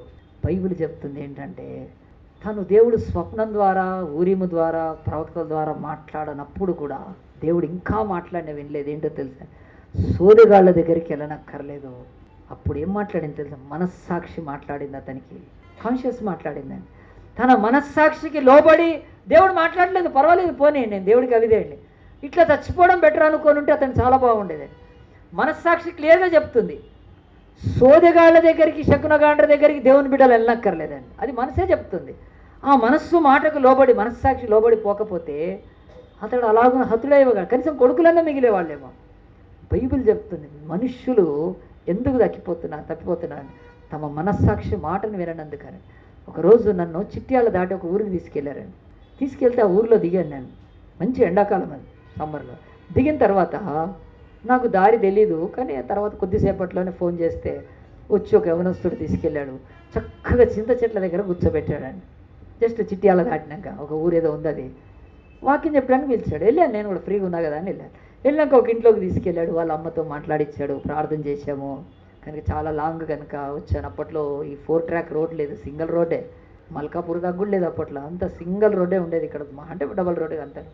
వెళ్ళి ఇంట్లోకి వెళ్ళాక చాయ్ పెట్టాడు, టీ తాగాను. అన్న ఇక్కడ ఇంట్లో ఒక్కబోస్తుంది, పెంకలిల్లు, చెట్ల కింద కూర్చోమన్నాడు. మంచిగా చింత చెట్ల దగ్గర కూర్చున్నాడు, చేసేస్తే నేను కూర్చొని టీ తెచ్చి ఇచ్చాడు, తాగుతూ. ఎవ్వరు రాలేదండి మీటింగ్కి. నేను 10:30 అంటే నేను 10:30కి అక్కడ ఉన్నాను, 11 గంటల వరకు రాలేదు. చెప్పాడు, అన్న ఇలా కూర్చో అన్నాడు. కూర్చున్నాను, చాయ్ తాగాను. మన ఇంతలోప్పుడు ఒక అబ్బాయి వచ్చాడండి, అక్కడ చైర్లో కూర్చున్నాడు. ఆ అబ్బాయితో, నీ పేరేం బాబు, నువ్వు కూడా మీటింగ్ కదా? అవునా, నీకేందంటే బాగలేదు. ఏమవుతుందంటే రాత్రి అంతా నిద్రపట్టు ఇలాగ అయిపోయాడు. సరే మంచిది, ప్రార్థన చేస్తా. ఇక నాకు ఎక్కడ పోయినా ఈ వాక్యం చెప్పినాక ప్రార్థన చేసేది కూడా ఒక పని కనుక చేస్తాం. దేవుడు స్వస్థత గురించి చేయమన్నాడు, నమ్ముతున్నాం కనుక ప్రార్థన చేస్తాను, ఇప్పుడే ఎందుకు, అయిపోయాక చేస్తానులే అన్నాను. కొద్దిసేపు అయినాక అందరు వచ్చారా, ఇంట్లో మీటింగు మాట్లాడాను, వాక్యం అయిపోయింది, మంచి భోజనం పెట్టాడు ఆ యవనస్తుడు. తినేసేసిన తర్వాత నన్ను రోడ్డు దాకెక్కించడానికి వచ్చినాక, అన్నా నీకు అసలు ఈ ఊరికి తీసుకొచ్చింది ఎందుకో తెలుసా, ఒక అబ్బాయి గురించి అన్నాడు. ఏ అబ్బాయి అంటే, ఇందాక నీతో కూర్చున్నాడే ఆ అబ్బాయి. ఏంటి అంటే, అతని యొక్క జీవితంలో అతడు హెచ్ఐవి పేషెంట్ అన్న. అరే మరి నాకు చెప్పలేదంటే, నువ్వు కరెక్ట్గా చెప్పావన్నా. నేను ఒక్క మాట నేను మర్చిపోయి చెప్పకముందే నువ్వు మీటింగ్ స్టార్ట్ చేస్తే ఆ యొక్క కుష్ఠవ్యాధి నయమాను గురించి చెప్పేవారు. 100% అతని వాక్యం ఈరోజు అదే చెప్పావు. మంచిదేనా, నాకు దేవుడు అదే బయలుపరిచినాడు చెప్పేశారని. నేను బస్సు ఎక్కి వచ్చేస్తుంటే ప్రార్థన చేయమన్నాడు. ఇంకొక నెల ప్రార్థన చేసిన తర్వాత ఆ అబ్బాయి చచ్చిపోయాడు, బతకలేదండి. ఒక మంచి రెడ్డిస్ అనుకోండి, ఆ యొక్క చాలా ధనవంతుడు. ఆ మీటింగ్కి వచ్చిన తర్వాత ఎట్లా చచ్చిపోయాడు.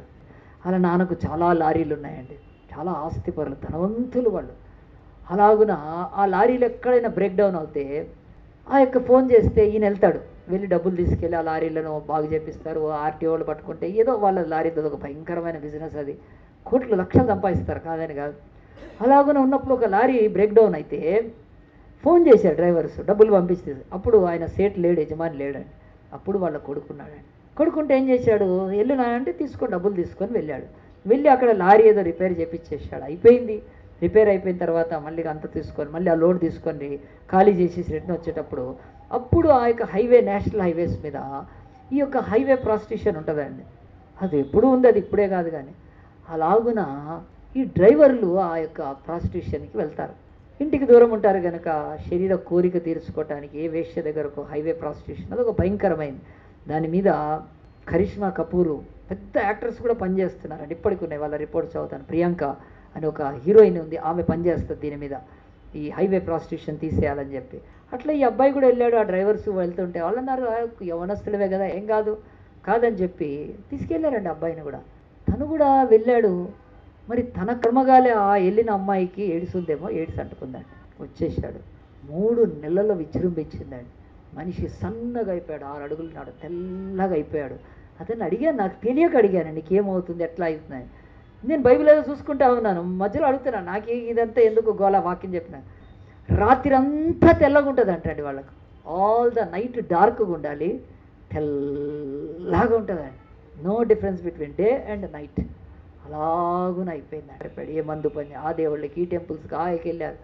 వాళ్ళు అస్సలు క్రిస్టియన్స్ అంటే ఇష్టం ఉండదండి, జాతి ఎత్తి తిడతా ఉంటారు క్రిస్టియన్స్ అని. ఆ ఊర్లలో అయితే రెడ్డిస్ ముఖ్యంగా పడదు అసలు క్రిస్టియన్స్ అంటే, అట్లా ఒక తక్కువ అభిప్రాయం అని. కానీ చివరిలో సచ్చే ముందు చర్చి కూడా పంపించారండి, నా దగ్గర పంపించారు. నేను ప్రార్థన చేశాను. నీ యొక్క జీవితం అలాగున చచ్చిపోయినప్పుడు ఎన్ని లారీలు అమ్మితే ఇప్పుడు కొడుకు బతుకుతాడు. పొలాలు ఉన్నాయండి అలా హైవేకి, నేషనల్ హైవే 65 కదా నేషనల్ హైవే, ఈరోజు ఉన్నాయి, కోట్ల విలువల పొలాలు ఉన్నాయి.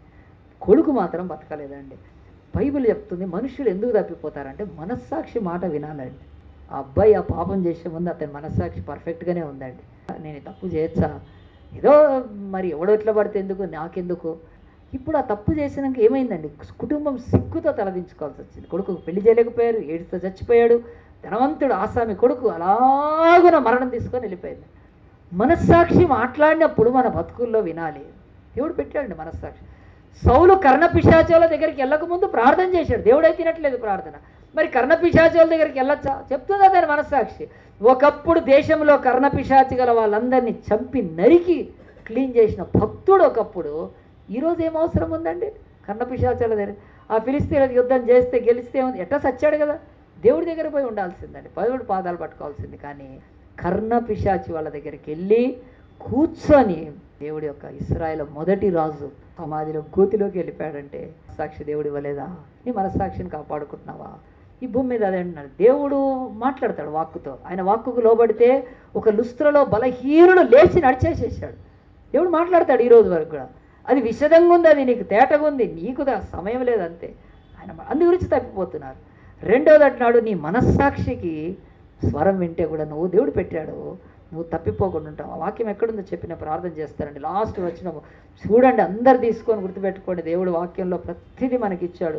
రోమీలకు రాసిన పత్రిక 2వ అధ్యాయము, రోమన్స్ 2 ఆఖరి వచనమండి. చదవంగానే నేను తలలో వంచి ప్రార్థన చేస్తాను.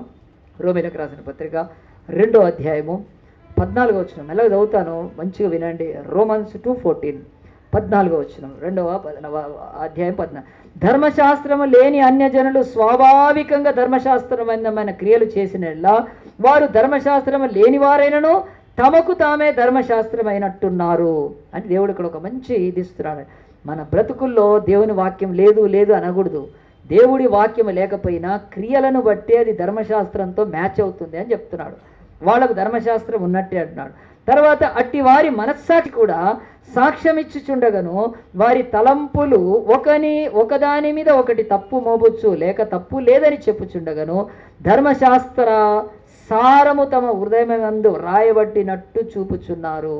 ఏమన్నాడు? మనస్సాక్షిలో చూస్తున్నారని చెప్తున్నాడు. ఎంత టోటల్ అందరికీ వాక్యము చేరిందా అంటే దేవుడు అంటాడు ఎడ చేరింది, కానీ వాక్యము చేరకపోయినా మనస్సాక్షి అయితే ప్రతి వారికి ఉందండి. నీ మనస్సాక్షికి నువ్వు లోబడకపోతే నువ్వు తప్పిపోయి నరకానికి, మరణానికి, శాపానికి దేవుడు ఎంత స్పష్టంగా రాస్తున్నాడు ఈరోజు. అందరికీ వాక్యం దేవుడు అన్నాడు లేదని, లేదా అందరు ఇంక వెళ్ళగలిగారా?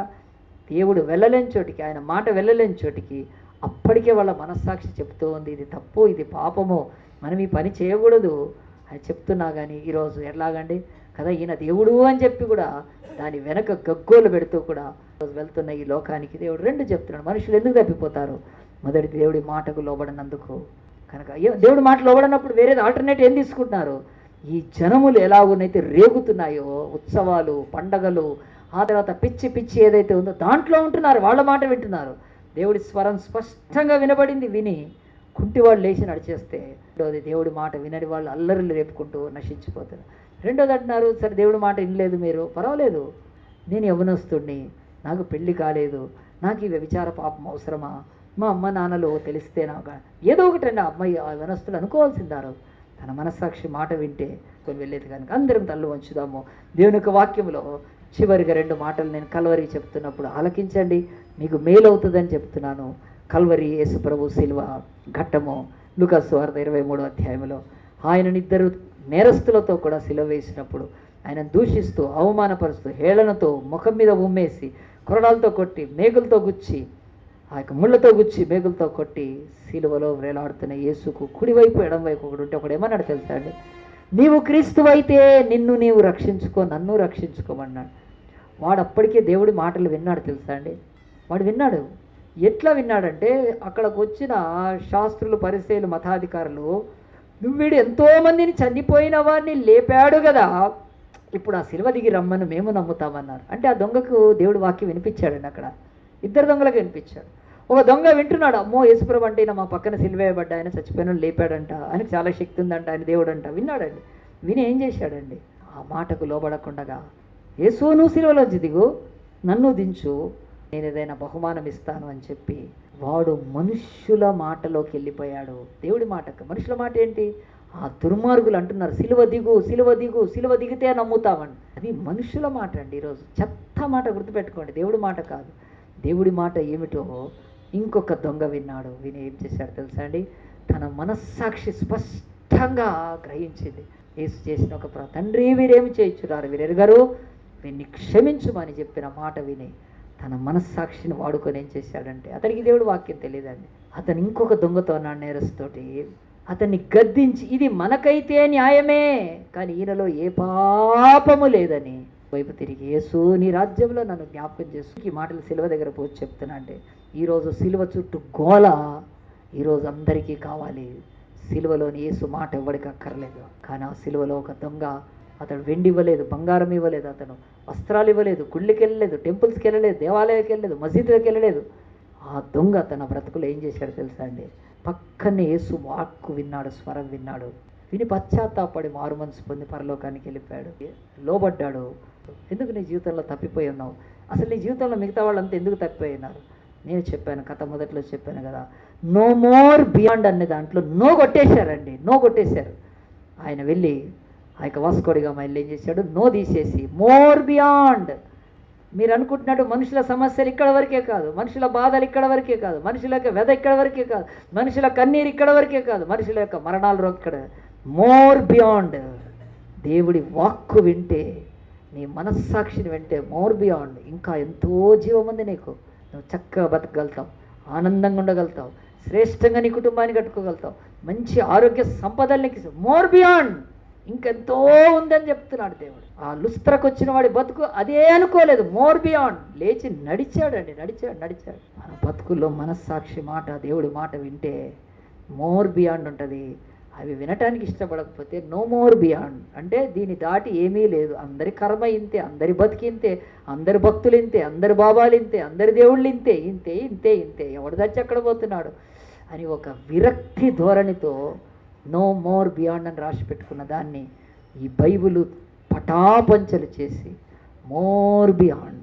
భక్తులు ఉన్నారు, పరిశుద్ధులు ఉన్నారు, శ్రేష్ఠులు ఉన్నారు, జ్యేష్ఠులు ఉన్నారు, ఇక శ్రేష్టమైన సెయింట్స్ ఉన్నారు. ఈరోజు యేసు ప్రభుకి ఎన్నో చేయగలుగుతాడు. దేవుడు వాక్కు విను, మనుషులు చెప్పింది కాదు, ఆ తర్వాత ఎవడో చెప్పింది కాదు, నీ మనస్సాక్షి మాట విను, దేవుడు దీవించి ఆశ్రయించగలుగుతాడు. మనం త్వరపడి ఇంతే అని అనుకోవటానికి లేదు, ఎంతో ఉందని రాసుకోండి. ఇంతే కాదు, ఎంతో ఉంది. మనం దేవుడి మాట వినందుకు ఇంతే, మన మనస్సాక్షి మాట విన్నందుకు ఇంతే. ఆ యవనస్తుడు అక్కడ చచ్చిపోయాడు, సౌలు అక్కడ చచ్చిపోయాడు, అంతే. ఇశ్రాయేల్ దేశంలో ఇంతే కాదు, ఎంతో ఉంది. దేవుడికి నీ హృదయాన్ని ఇస్తావా? యేసయ్య ఈ పాస్టర్ చెప్పింది నాకు స్పష్టంగా అర్థమైంది ప్రభా. నేను నీ మాట వింటే నా బ్రతుకులో బలహీనతలు పోతాయి, నేను లేచి గంతులు వేచి నడవగలుగుతాను ప్రభా. మనుష్యుల మాట వింటే ఉత్సవాలు, బలులు, దండలు, ఊరేగింపులు ఇవి మనుషులకు కావాల్సింది. అవి నాకెందుకు నాయన? నా డబ్బు వేస్ట్, టైం వేస్ట్. నీ మాట వినే నేను బాగుపడతాను అనుకుంటే అంతేకాదు. దేవుడు వాటికి ఎక్కువ తెలియదు నీకు, పర్వాలేదు, నీ మనస్సాక్షి ఉందిగా. నీ మనస్సాక్షి మాటకు విను. ఒక తప్పు చేసేటప్పుడు, ఒక పాపం చేసేటప్పుడు కదా, సౌలు కర్ణపిశాచాల దగ్గరికి వెళ్ళేటప్పుడు కూడా దేవుడు మాట్లాడాడు అతని మనస్సాక్షిలో. దానికి వ్యతిరేకంగా వెళ్ళి ప్రాణాలు పోగొట్టుకున్నాడు. మనస్సాక్షిని ప్రభా బలపరచమని ఎవరైనా అనుకుంటే 2 నిమిషాల వాక్యాన్ని ముగిస్తున్నాం, అయిపోయింది కూడా. నీ వాక్కును వింటే నేను తప్పిపోను, నా మనస్సాక్షి స్వరం వింటే నేను తప్పిపోనని సేవకుడు చెప్తున్నాడు. ప్రభా నా హృదయాన్ని ఇస్తాను, నీ మాటకు లోబడతాను అనుకుంటే నువ్వు ఉన్న చోటే చేయి చూపిస్తే నేను ప్రార్థన చేస్తానండి. ఎవరైనా యేసయ్యా 600 మంది సైనికులతో కొట్టబడుతుండగా కూడా నీ ప్రేమ ఎంత గొప్పది, నీ ప్రయాస ఎంత గొప్పది. నువ్వు ఆ దొంగని ఎంత చక్కగా తన మనస్సాక్షిని కనపరిచావు నాయన. నేను పాపినే ఒప్పుకున్నాడు, మనకి శిక్ష న్యాయమే అని ఒప్పుకున్నాడు. యేసులో ఏ పాపము లేదని ఒప్పుకొని పరదైసులోకి వెళ్ళిపోయిన ఆ దొంగ ఎంత మంచి మనస్సాక్షి ఉందండి. మన మనస్సాక్షి చెప్పట్లేదా ఇది చేయకూడదు, ఇది తప్పని? నిజంగా యథార్థంగా ఉన్నామా? వెంటనే మనం దేవునిలో మహిమపరచబడతామండి. పరదైసు భాగ్యాన్ని ఇస్తాడు కనుక ఈరోజైనా ప్రభా నీ వాక్కు వింటాను నాయన. నేను ప్రభా నీ వద్దకు వస్తాను ప్రభా. నా మనసు ఇంకెవరైనా ఉంటే దేవునికి స్తోత్రం, దేవునికే స్తోత్రం కలుగును కాక. చేతులు దించివేద్దాం, ప్రార్థన చేసుకుందాం. మహోన్నతుడా, పరిశుద్ధుడా, కృపామయుడా, దయామయుడా, బహుజాలి గల దేవా, అత్యంత ప్రేమాస్వరూపి, ఈరోజు మరొక్కసారి ప్రభా నీ సన్నిధిలో, నీ మందిరంలో ప్రభా మనుషులందరూ కూడా భూమి మీద ఎందుకు త్రోవ తప్పిపోతున్నారు నువ్వు మాట్లాడుతున్నావు ప్రభా నాయన. అయ్యా లుస్త్రలో ప్రభా నా తండ్రి, అయ్యా పౌలు నా తండ్రి చెప్పినప్పుడు నీ మాట విన్నవాడు నాయన విశ్వాసంలోకి వెళ్ళి నడిచేశాడు. కానీ ప్రభా నీ మాట అక్కర్లేని వాళ్ళు నాయన గోల, అల్లరి, బలులు, ఉత్సవాలు అయ్యా వీటిలోనే మిగిలిపోతున్నారు కనుక వాటిని మాకు దూరంగా ఉంచండి ప్రభా. నీకు లోబడకుండా యేసు నా తండ్రి నాయన తెలియని విషయాల్లో మా మనస్సాక్షి మాకు సాక్ష్యం నాయన. మనస్సాక్షికి లోబడి ప్రభా నాయన మేము సౌలు వలె హతులము కాకుండా మేము చేయకూడని నువ్వు వద్దు అని చెప్తున్నప్పుడు మా మనస్సాక్షి మాలో ధర్మశాస్త్రంగా ఉందని, ఏది తప్పువో ఏది ఒప్పో ఏది చేయకూడదు అని మా మనస్సాక్షి చేతులెత్తి ప్రభా సమర్పణ అది వృద్ధి చెందను గాక నాయన. ఆయన వారిని కాపాడును గాక. అంతం వరకు నాయన ఈ వాక్యం వారికి నాయన వెలుగు దీపం వలె ఉండదు కాక. సార్ అందరి హృదయాలు ఆరుగట్టి నీరు పోసి మా ప్రభు మా రక్షకుడు ఆయన యేసుక్రీస్తు పుణ్య నామాన్ని పంపిస్తున్నాము తండ్రి.